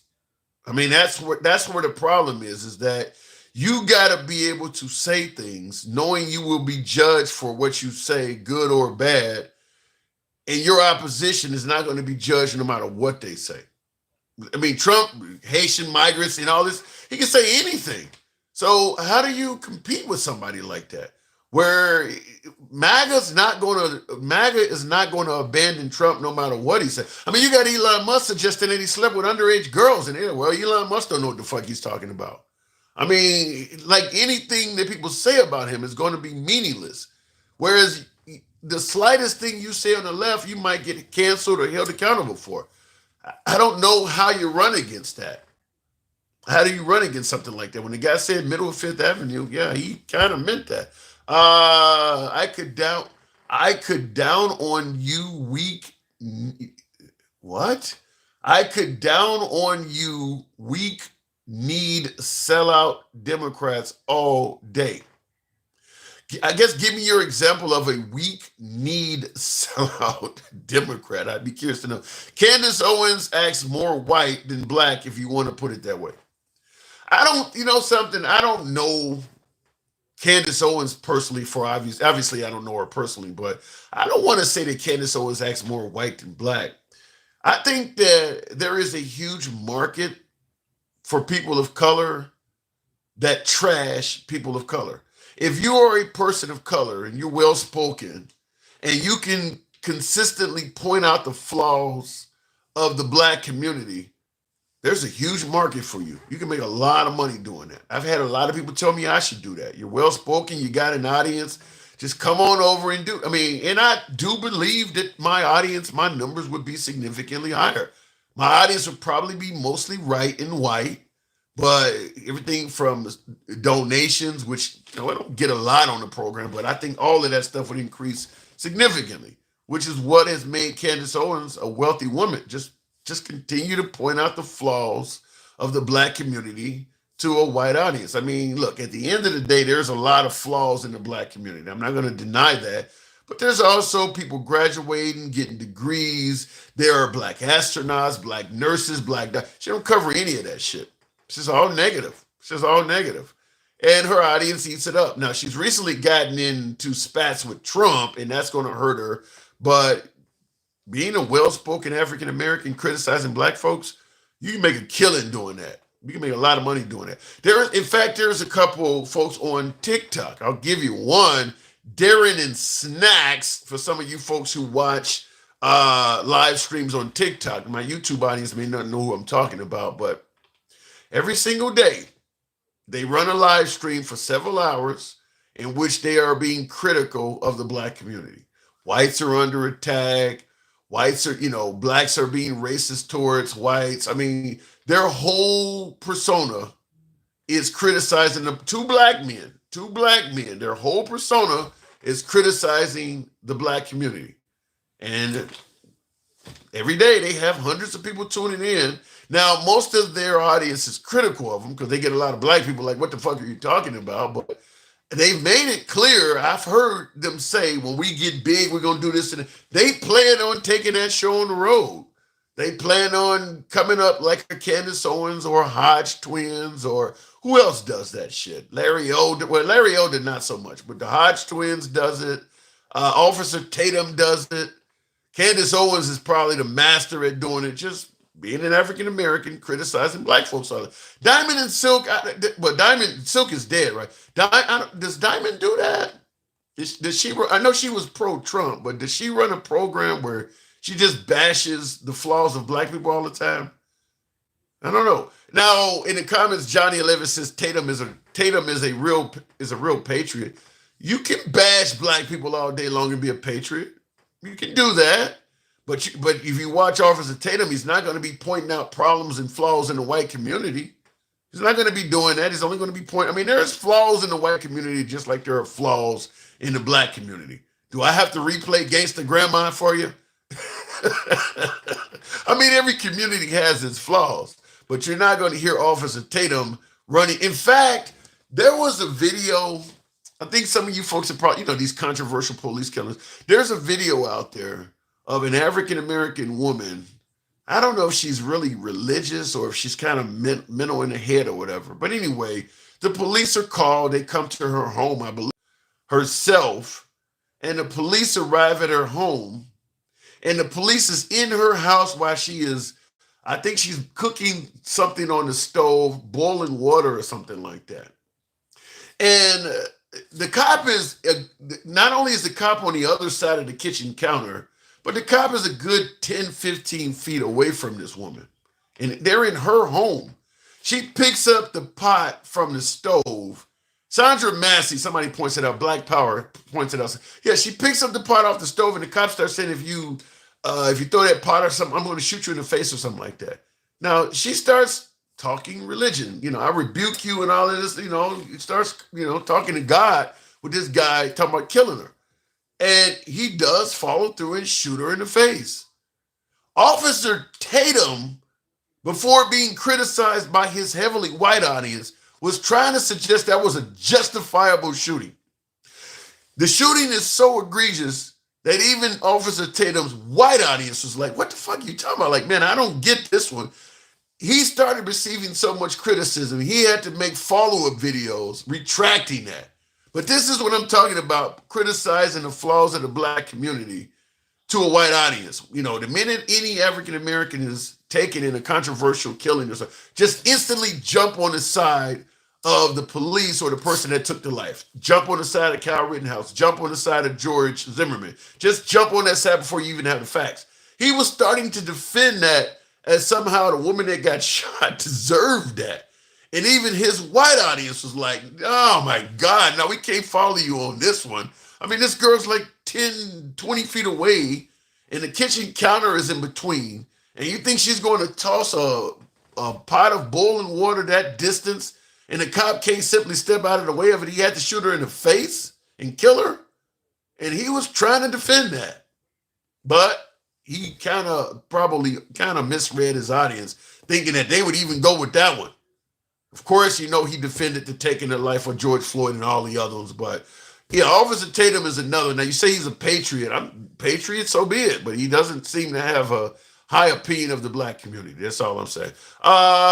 He's still like an Uncle Ruckus. I get called that every damn day on the show. I hope they were charged for that one. The cop who took the life of Sandra Massey, I do believe he was charged. We'll see what, trial can be different though. You can be charged with something and, certain juries there. I talk to people all the time that if they sat on Derek Chauvin's jury, that guy would be still on the force. I get a lot of MAGA that say Derek Chauvin didn't do anything wrong and he should be walking around free. A lot of MAGA say that. Real quick in the comments, to me, it's cold-blooded and wrong. The effects that puts us down, we need to be uplifted, inspired to do better, to be put in dark night of soul, depression, of shame. Well, they're doing it for money, though. Officer Tatum he might have 1 million subscribers. I mean, he makes a lot of money. I mean, you putting them videos out, 100,000 views each. I mean, he making a killing doing it. Same thing with Candace Owens. I mean, she's met Trump. She was working with Ben Shapiro. I mean, she's made a ton of money pointing out the flaws of the Black community. She does have some political views as well, but for the most part, the reason she's doing so well is because she's an African American and she's criticizing African American life. That's her claim to fame. The rest of that shit, yeah, it'll get you in the door, but that just puts you in the category with Ann Coulter or somebody like that. But being Black and criticizing Black people, that'll get you on Fox and all kinds of other programs and interviews that are far more lucrative. And it's worked well for Candace Owens. Real quick in the comments, I don't know what I'm missing here, but I do gotta probably end up stepping away. Urgent notice, your account has been flagged for. Now, you would type that in there, YouTube tech supports, flagged for suspicious activity. Okay, all right, well, that ain't true, because there's no suspicious activity anyhow, but you know how the program runs. Tatum Hodge twins. can't complete a sentence. Candace Owens is legit. Candace Owens is more well spoken. That's all she is. She's more well spoken, but the plot is still the same. They're making a killing by pointing out the flaws of the black community to a predominantly white audience. All of them are doing that. Candace Owens just is better at speaking than maybe the Hodge twins, or because they just laugh all the time. The damn Hodge twins, they laugh so much. I'm like, how can people watch this? It ain't even funny. But for the most part, they're just pointing out the flaws of the black community.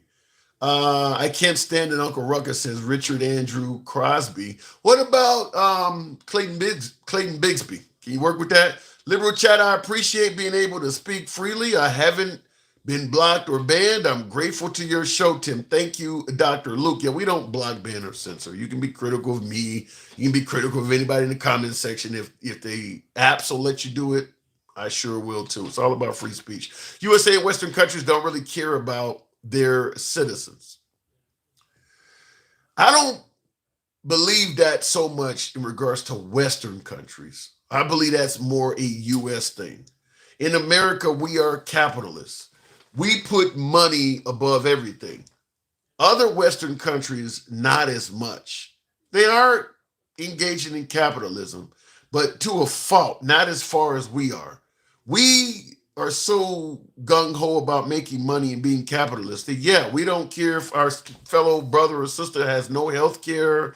We don't care if they're homeless. As long as we're making money, we don't care about our fellow neighbor. So we're a bit worse. And like I say, because I immigrated to another westernized country, I know we're worse. We are certainly worse. I mean, I say it all the time. In America, we're so money oriented that you could be dying of cancer, on your fourth wife, have children you've never seen, family you are estranged from, but as long as you have a good bank account, you're viewed as successful. We judge everything based on money, which is why I also believe that the next liberal candidate, if they want to have a chance for winning an election, tell people you're going to give them money.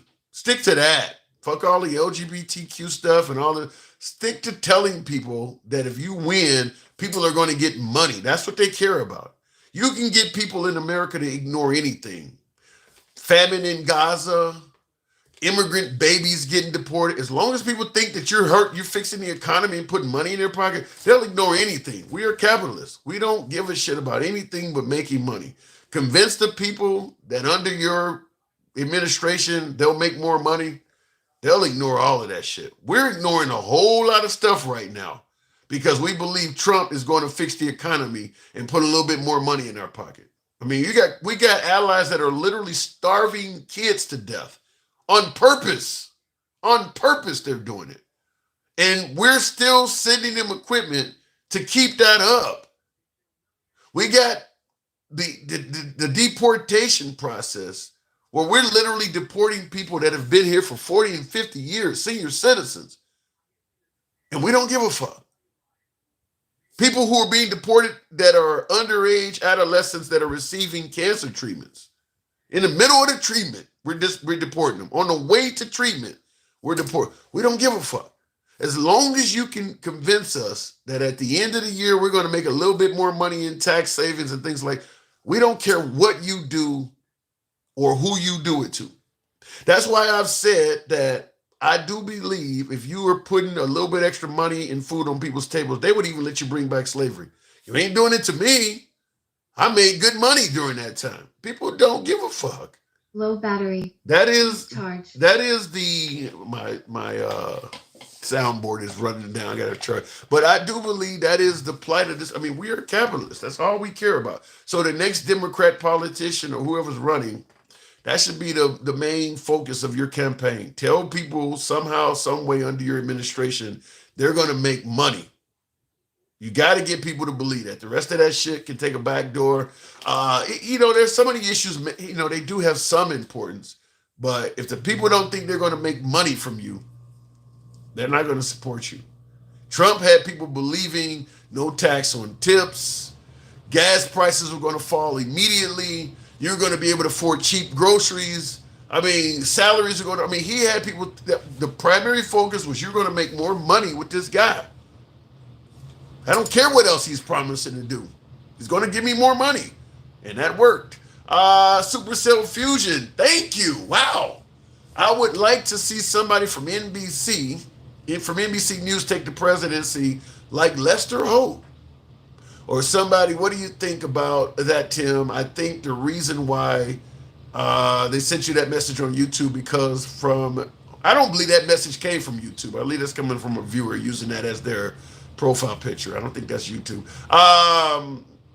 But Tom Homan is watching us. I do believe that could happen there, Supercell Fusion. I do believe there could be a day where content creators that are critical of Trump could face backlash and retaliation from the government. I do believe that could happen. I don't see anything that would stop that from the right. If Trump says, it's bad for kids or it's harmful to folks using the internet, to have content creators out here that are lying about people and passing around misinformation and shit like that, I think they would let him do it. Even though he himself says all kinds of awful shit about folks all the time that's not true. But I think the right would certainly let him get legislation through that starts limiting negative content coming from the left. I think they would let him do it. I really think so. But Tom Homan wouldn't be the guy to do that, but I could see it happening. I could see that happening. Lester Holt, I don't know. I watch a lot of ABC Nightly News. I watch a lot of ABC with David Mirror. Not as much CBS, but I don't know. Lester Holt, I don't know. I followed you because you were fair. Now I gotta let you go. Who am I losing and why? OG, I don't see the rest of that name there. OG Bobby Johnson. I used to like that. What was the song? Clip so long you can lean on it. OG Bobby. What did I say this? Let me know in the comments. I like that old track though. OG Bobby Johnson. Is TikTok going away this time? Ooh. I don't think so. I think that Trump likes to play the hero, and I think he'll stop it. Even though TikTok should be gone legally already. Congress got rid of TikTok. Trump went around Congress, which he doesn't legally have the right to do, and stopped that. Congress, leaning right, kissing the ass of Trump, just let him do it. But officially, TikTok should already be gone. Trump shouldn't be able to unilaterally circumvent the wishes of Congress and bring it back. They voted to get rid of TikTok. Trump brought it back. So, yeah, my guess is it probably will stay because Trump likes to be the arsonist that put out the fire. I think Trump will keep TikTok. Nosa J says, you just proved America is a racist country. How did I prove that? And why did you need proof? I mean, race has always mattered in America. Anybody tell you that we don't see color in this country is just flat out lying? I mean, America's always been racist. America's always... instead of saying racist, race has always mattered in this country. Your skin color certainly can be a positive or a negative depending on what you're going through. It's always been that way. I don't see it changing in my lifetime. Not as bad as it would have been in the time of my mom and grandma, but it still exists. It's still there. I mean, even a lot of police departments, you talk to the average cop, a lot of them even admit being a person of color when it comes to law enforcement and the justice system is a detriment. I mean, yeah, it still exists. Like I said, not as much as 40, 50 years ago, but it's still there. Real quick in the comments, and I don't think it's going to get better under Trump. I'll tell you that. I don't think when Trump is coming in saying that the white man is being mistreated and, and kind of adhering to the whole theory of replacement theory, it ain't going to get better under that environment at all. I'm not going to spend my life being a color, Tim. I'm an American. Well, good for you. I appreciate you not wanting to be a color, but just because you don't want to be a color don't mean somebody else might not make you one. So you can do that, but that ain't gonna stop somebody else from judging you, regardless of how you judge yourself. America is not the problem; it's the leader in charge. Who's a fucking idiot? Well, America is the problem. It ain't just a leader in charge. I mean, if you had Kamala Harris in power as opposed to Trump, and they're polar opposites, you think race would not be an issue? Still would be an issue. The leader can soften or harden the stance, but the stance is going to still be there. Under Obama, you had a black president. You think race didn't matter? It's going to matter no matter what. But the leadership can make things a little bit better or a little bit worse, depending on their own take. The problem with Trump, he takes sides. He does not try to ride the fence or promote unity. Let's say, for instance, there was some kind of civil unrest, race war, civil war, you name it. Trump would take a side in that. Every time there's a controversial racial issue, Kyle Rittenhouse, what was the guy's name? What was the guy, Daniel Penny, the guy on the subway train that choked out the black man and folk? My guess is even the case of Austin, Austin and Carmelo Anthony and Austin Metcalf, Trump is probably going to take a side in that. In all of these cases, Trump don't speak out for we need to unify during this chaotic time and let's let the facts come in and let's leave it up to courts. No, he takes sides. Kyle Rittenhouse got invited to the White House. You don't see him bringing George Floyd's family there. I mean, the same thing with Daniel Penny. I mean, he speaks out in favor of these people. He takes sides. So as a result, yeah, if you had some kind of civil unrest or something like that kick off, Trump is going to pick a side in that. He's not going to be talking about unity through it. Trump's very decisive as far as presidents go. Yeah, he's not. He doesn't run for unity. He runs for. Trump is an opportunist. Let me say it that way. Some folks say Trump is a racist or whatever the case may be. I'm just going to say he's an opportunist in my opinion. I think that Trump is going to go where he can garner the most support, and I'll explain that. Pop quiz: a person doesn't have to be racist, but it starts when they are kids, and it starts when the family. If the family doesn't teach racism, it won't be racism. Not always true, Supercell.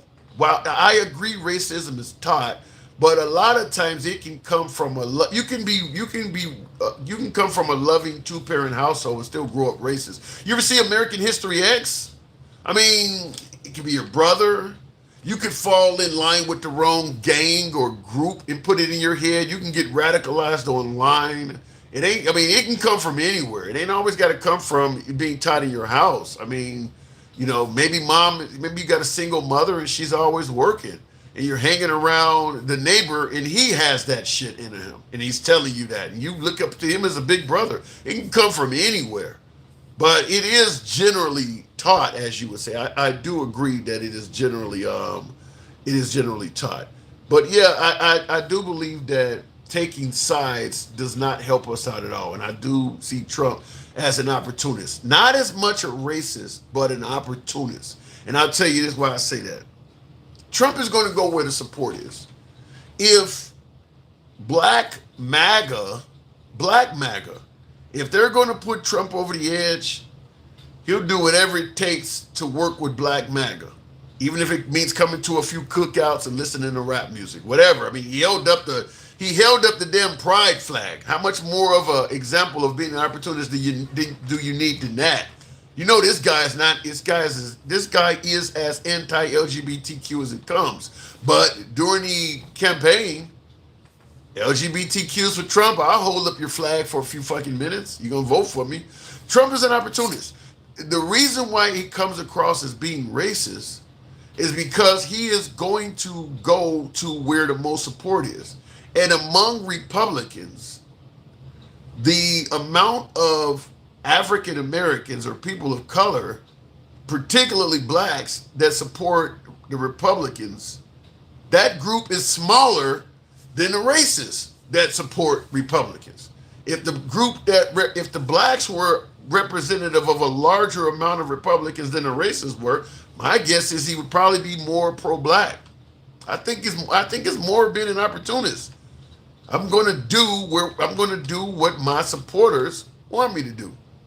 And I do believe in the Republican Party. If you had two groups, one group, all of these Republicans are black. This group, all of these Republicans are anti-black, they're racist. This group is larger than this group. Now, obviously, all Republicans are not racist. All MAGAs are not racist. But I'm just simply saying you're going to get a lot more supporters in the Republican Party that are racist than that are black. And I do think I see the guy as an opportunist. I do see that. But I see in the comments that says Fanny. Fanny says, I don't believe that. Okay, you have the right to do it. I think Trump is an opportunist. I really do. I really believe he's an opportunist. I think that he's going to go where the support is. And if the supporters are all waving around Confederate flags and saying hateful shit, but they're going to show up on election day, then that's where he's going to go. I mean, I just see it that way. I don't think racism is a deal breaker. I feel Trump is about money. Only color that matters to him is green. Poor supporters, he don't like. If you're going to vote for him, he needs you. I mean, I love the undereducated. Isn't that what he said? I love the. I mean, he's going to go where the support is. That's now once he wins, he don't need to fuck with you no more. And I think the black community, black MAGA, may eventually come to that realization, just like Cubans and Venezuelans for Trump did. I think black MAGA may come to that realization in the future, but right now, it is what it is. Anyhow, folks, I do appreciate 100 and some odd likes. My eyesight is just not as good tonight for some reason. 127,000. Thank you. Thank you. Appreciate that. He is truly an opportunist. Yes. Now, I disagree with you, Chris, saying any politician is like that. No.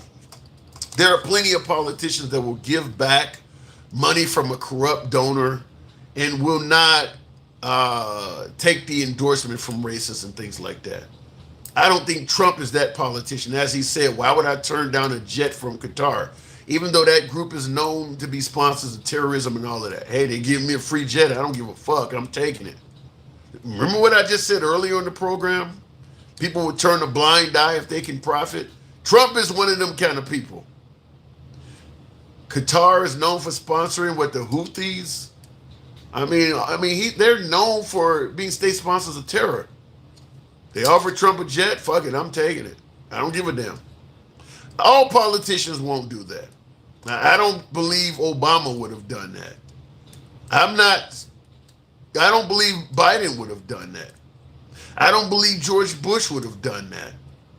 I don't believe Ronald Reagan would have done that. I would not have believed Trump would have done that 8 years ago, but now it's pretty obvious he would. Drama. Obama killed a U.S. citizen without due process. That's laughable. You know, the whole notion that Obama, a radicalized American citizen, decided on his own dime to go to the Middle East and fight against America in a war zone. Obama ordered that person droned, and the right is using that. Well, he killed an American citizen without due. You know, if an American went to Israel and was even fighting against the Israelis, and Trump droned and took MAGA will be saying that motherfucker's a hero for doing that. He took the life of an American that was actively trying to take the life of U.S. service personnel. What are you suggesting that Obama should have done? You got the guy within your scope that is acting on behalf of ISIS. If he didn't do it, let's say Obama did not do it, and that guy took out a couple of GIs, what would you be saying then? Would you be giving Obama credit for not droning them? No, you'd be blaming him for the deaths of those folks that he was. This is one of those cases where you can't win. I mean, you're just looking for a reason to criticize the guy. If Trump did the same damn thing, he would be a hero. He saved lives. He took out somebody that was clearly an enemy of this country. The guy literally went to the Middle East in an active war zone to fight against Americans. At that point, I don't give a damn about your citizenship. I mean, if you take a shot at a beat cop, we're okay with taking you out. But if you go to a war zone and fight on behalf of ISIS, we're not. That's kind of stupid to me. I mean, look, there's reasons to criticize Obama. That's a dumb one to me. We weren't at war in Yemen. You're an American hanging around people who are officially deemed as terrorists. If an American, okay, right now Trump has deemed the cartels in Mexico as terrorist outfits. MS-13, Trinidad Agua, all deemed as terrorists. If Trump was to take out an American that's hanging around MS-13 and Trinidad Agua, MAGA wouldn't say shit. They wouldn't say a damn thing about him doing that. Bringing up Obama's comical. I'm just going to tell you that. Bringing up Obama doing that is comical. It really is. This makes more sense than starting a war. I don't know about that part, but yeah, that's comical to bring up Obama doing that. Because I'm more than confident that if Trump did the same thing, the exact same thing, you would be championing the guy. See, he don't take no shit. I mean, that's what you would be saying. But Obama did it. Well, let's go after him for taking out an American. Trump invited the cartel to the U.S. That, I believe, happened. I think I tried to fact check that. I believe it happened. Get the illegals out of here. Trump 2025. Let me ask you guys a question real quick before I move it on, before I get out of here. Yes, sir, by way of yes or no, how many of you believe that at 100%, 100% of all illegals and undocumented residents in this country need to be deported? No exceptions. I don't care if you're undocumented and you're 70 years old and you've been here since you was 10. How many of you believe that 100%, no exceptions, no court cases? I don't want to hear why or what happened. Your mom brought you here when you were 2 and all you speak is English. You don't want to go back to the Philippines. How many of you believe that with no exceptions, all undocumented residents should be deported? If you're here illegally or you're undocumented, you should be Cobra Kai, sweep the leg, no mercy, deported. How many of you believe that? In the comments, Tammy says me if it's illegal. Well, then the answer is yes. I mean, if you're undocumented, you're not here legally. If your mom brought you here when you were 6 months old and you're now 12 and you don't have documentation suggesting that you should be allowed to stay, you're here illegally. There are some people who are in that situation that were born, that basically all they know is English and the customs of America. If you send them back to where they came from, they don't even speak the language there. There are people like that. There are people in this country that would not even speak the language of where they're being deported to.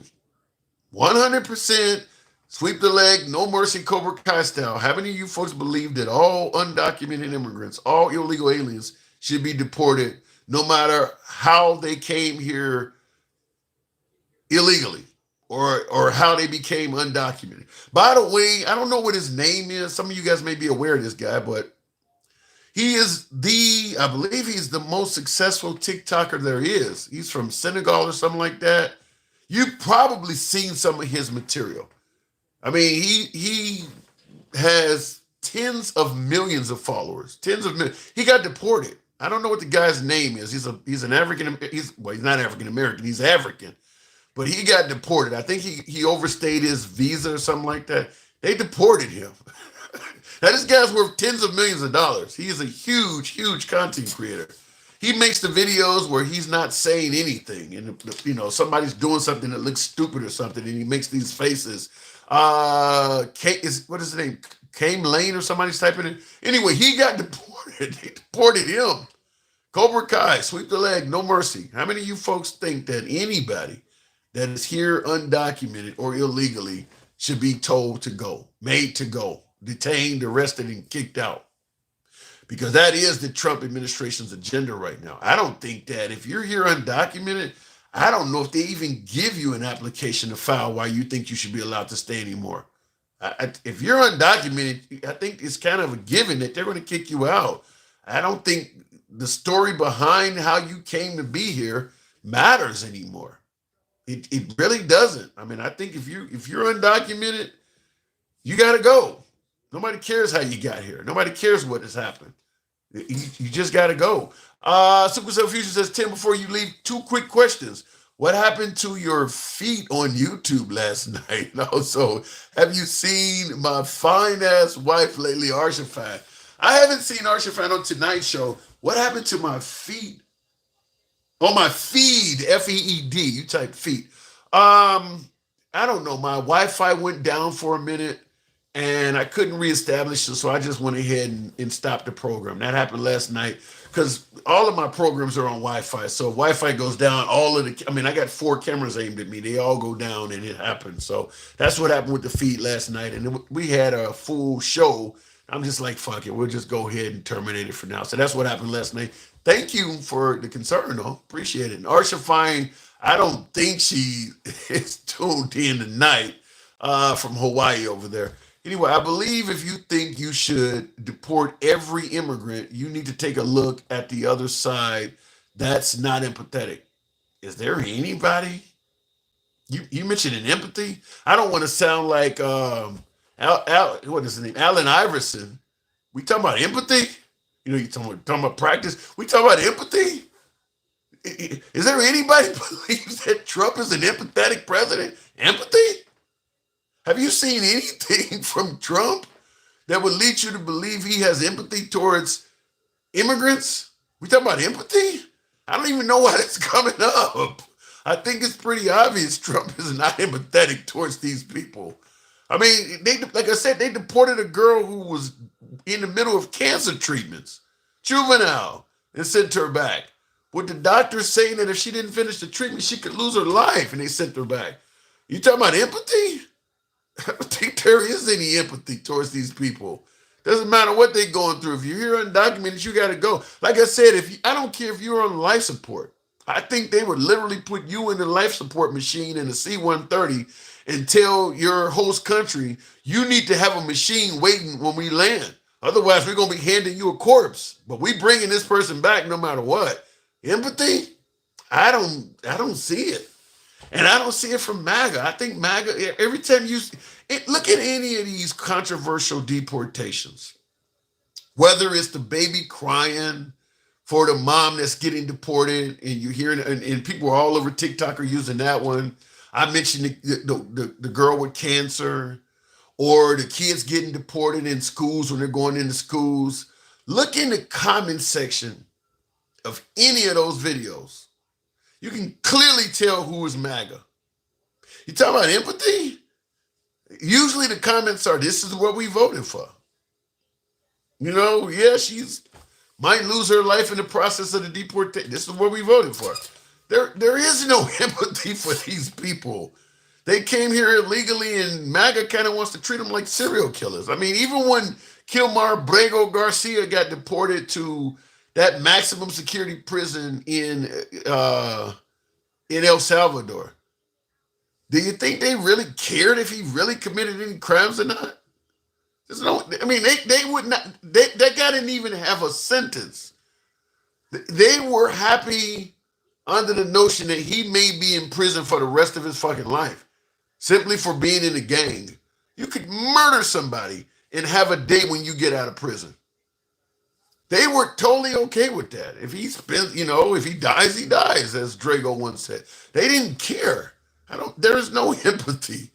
You talking about empathy is kind of comical. Hell yes, 100% deportation. Yes, they are taking from us, says Supercell Fusion. So 100% deportation, he says. That they are. You really think every immigrant in this country illegally or undocumented is taking from Americans?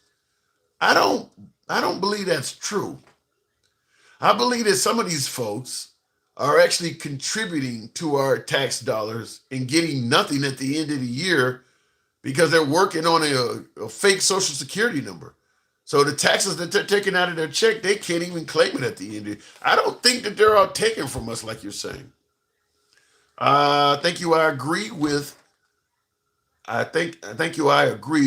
should show empathy. I just don't think they should get a social security and free health care. And I don't think a lot of them are. I think telling you that they're getting Social Security and health care and Obama phones and all this other shit helps you have less empathy for them because you believe they're getting shit that you can't get. Tell the people that the immigrants are getting rich. It'll help piss you off. But in reality, they're not getting all that shit. They're not getting that stuff. But if I can convince you that they're getting all this shit that they didn't deserve and your tax money is contributing to it, it helps for you to have, it'll make you have even less empathy for them. It'll make you hate them a bit more. A lot of that stuff ain't true. A lot of that stuff they were telling you in the Democrat cities, they're treating immigrants better than humans, better than veterans and all that. That stuff ain't true. I've seen the rich, it confuses me. I think a bigger problem is our healthcare system before we send a few families back that are actually helping the U.S. The problem, and by the way, this whole notion that if you get rid of illegals, if you stop sending money to the Ukraine, stop sending our tax money to USAID, we could do more for Americans. Have you heard Trump's become president now? He's been president, coming up on 5 months? It'll soon be 6 months or whatever the case may be. We're no longer sending anything to the Ukraine. We are kicking out every immigrant we can find. We've ended USAID so much so that we even took the sign off the fucking building. There's no more money going overseas. The whole argument was we need to stop sending money overseas so we can start taking care of Americans. We're not sending any money overseas. Tell me how Americans are being taken care of. What are you hearing Trump doing for homeless, veterans, any of these people that we use as an excuse not to continue sending money overseas? Have you heard of any of these groups? Thank God Trump came in. All of a sudden, veterans are getting help. All of a sudden, the homeless are being taken. Have you heard of any of these groups talking about where the money is now helping them out? It was a ruse. It was never going to happen. It was just like with the immigrants. Tell you they're getting a bunch of shit they don't deserve, and it'll help you hate immigrants and help me out with delivering my agenda. Tell you that entities overseas are receiving all kinds of tax dollars that they don't deserve that could be going to you, and it'll help out my agenda, which is to stop sending money to them entities. I don't have any intentions of really helping you out, but if I have you thinking that, you'll help me do what I need to do. What did I just say a minute ago? We're all capitalists. Tell people they're going to get money and they'll excuse any damn thing. Keep telling people that there's something in it for them. And as long as they believe that, they'll let you do whatever the fuck you want to do. I think Trump has proven that. I think he's really proven that. But now that we stopped sending money overseas, wasn't Elon suggesting before he got kicked out of Doge or left Doge or whatever that there was going to be a $5,000 check going to each American in regards to all the billions he was saving in waste, fraud, and abuse? Whatever happened to that? Remember that? Whatever happened to that? He's gone now. The money ain't coming to you. He fired a bunch of Americans, stopped sending money overseas. He hurt people. He didn't help nobody. He didn't help nobody. He told you a bunch of shit he was doing that made you jump up and down and cheer and celebrate. Didn't do nothing for you personally. So, yeah, I do believe that if you tell people you're going to help them out with finances, they'll overlook any damn thing. Trump hates rural whites. You're poor, he doesn't like you. I don't know if I buy that. Like I said, Trump is an opportunist. He goes where the support is. There's a lot of support for Trump in the rural white communities. I don't know if I agree with that. They really believe Trump loves them. That is true. I believe that. People still believe in the American dream, but when they don't realize their dream, there has to be a reason, right? So people start looking for a scapegoat. I think people are always going to look for a scapegoat because the politicians are going to tell you that this group of people is the reason why you're not getting where you want to be in life. How many people believe that America would be better off financially for them if you just get rid of all these brown people? They're the current they are the current scapegoat. They're the ones that are poisoning the blood of this country. They're the ones that are vermin. Once they're gone, your life is not going to improve at all. It's just not. There is no rainbow at the end of the tunnel. That's just what they're telling you. Just like it was when they were telling you that if you stop sending money to the Ukraine, USAID, all of that was going to make things better for you. It's just not going to happen. But it'll help you measure up to the agenda that they need in going after that stuff that they don't want to send. There's just not going to be anything at the end of the tunnel for you. You're going to still have to go to work, pull yourself up by your bootstraps, pay your student loans back, purchase your own health care, just like you're doing now. It's just not going to be any money at the end of the table. And I'll tell you this also before I wrap this up. These tariffs are not going to bring jobs back. They're not going to bring jobs back to America. These companies are not going to make these huge ass moves based on an administration that only has 3 years left. You're not going to bring back millions, if not billions, in manufacturing based on a guy that's only going to be around for 3.5 years, that changes his tune at a whim and can literally come after you because you said something he didn't like. You're not going to move billions of dollars around based on something that is that uncertain. It's not going to happen. It's not going to happen. The whole notion, I mentioned this earlier in the live stream, the purpose of the tariffs were not to bring jobs and manufacturing back. That was telling you once again that money's going to be in your pocket if you help me with my agenda. That's all that was. Same thing with USAID and money to the Ukraine. The purpose of the tariffs is to fuck with the stock market so that friends and associates of the guy who's controlling the stock market can make money, and then they'll move it back to where it was. And then he could also take credit as being the arsonist that put out the fire. That's what's happening. You're losing money from your 401k and your little small stock accounts, and it's going to wealthy people that know what's about to happen to the market the day before it happens. It is a transfer of wealth. That's all that's happening. When Trump leaves, the tariffs are likely going to be pretty damn close to where they are now, and the jobs are still going to be in China. The only difference is the lower class people are going to be a little bit less wealthy, and the folks at the top are going to be a little bit more wealthy. That's it. Those jobs ain't coming back because the people that are making the money are the ones that are making money off the jobs being over there. They don't want them to come back. Those jobs aren't coming back. But if he could lie, if he can say, I'm going to impose a huge tariff on China tomorrow, he knows ahead of time the stock market is going to be jacked when he does that. He tells his people, I'm about to do that. They know where to invest, what to do, what stocks to protect. And they know right before he's going to bring the stocks or the tariffs back down again so that they can invest in the right areas. They're making a killing, but you are not. It's a transfer of wealth. That's all it is. By the time Trump's term ends, those tariffs are going to be somewhere along the line of where they were when he took office. The only difference is the amount of wealth that has been transferred is going to be noticeable. The wealthy will have gotten wealthier, the poor will have gotten poorer. And the jobs will still remain overseas. They're not coming back. It's not about bringing the jobs back. It's about helping people make money and get paid. It's your boy Tim, the Handsome Liberal. I'll catch you guys tomorrow. If you enjoy this type of dialogue from all sides of the aisle, we keep it civil. We're MAGA friendly. We're for free speech. Follow the damn program if you're watching on Instagram. Give your boy a subscription if you're watching on YouTube. Catch you tomorrow. Gotta go.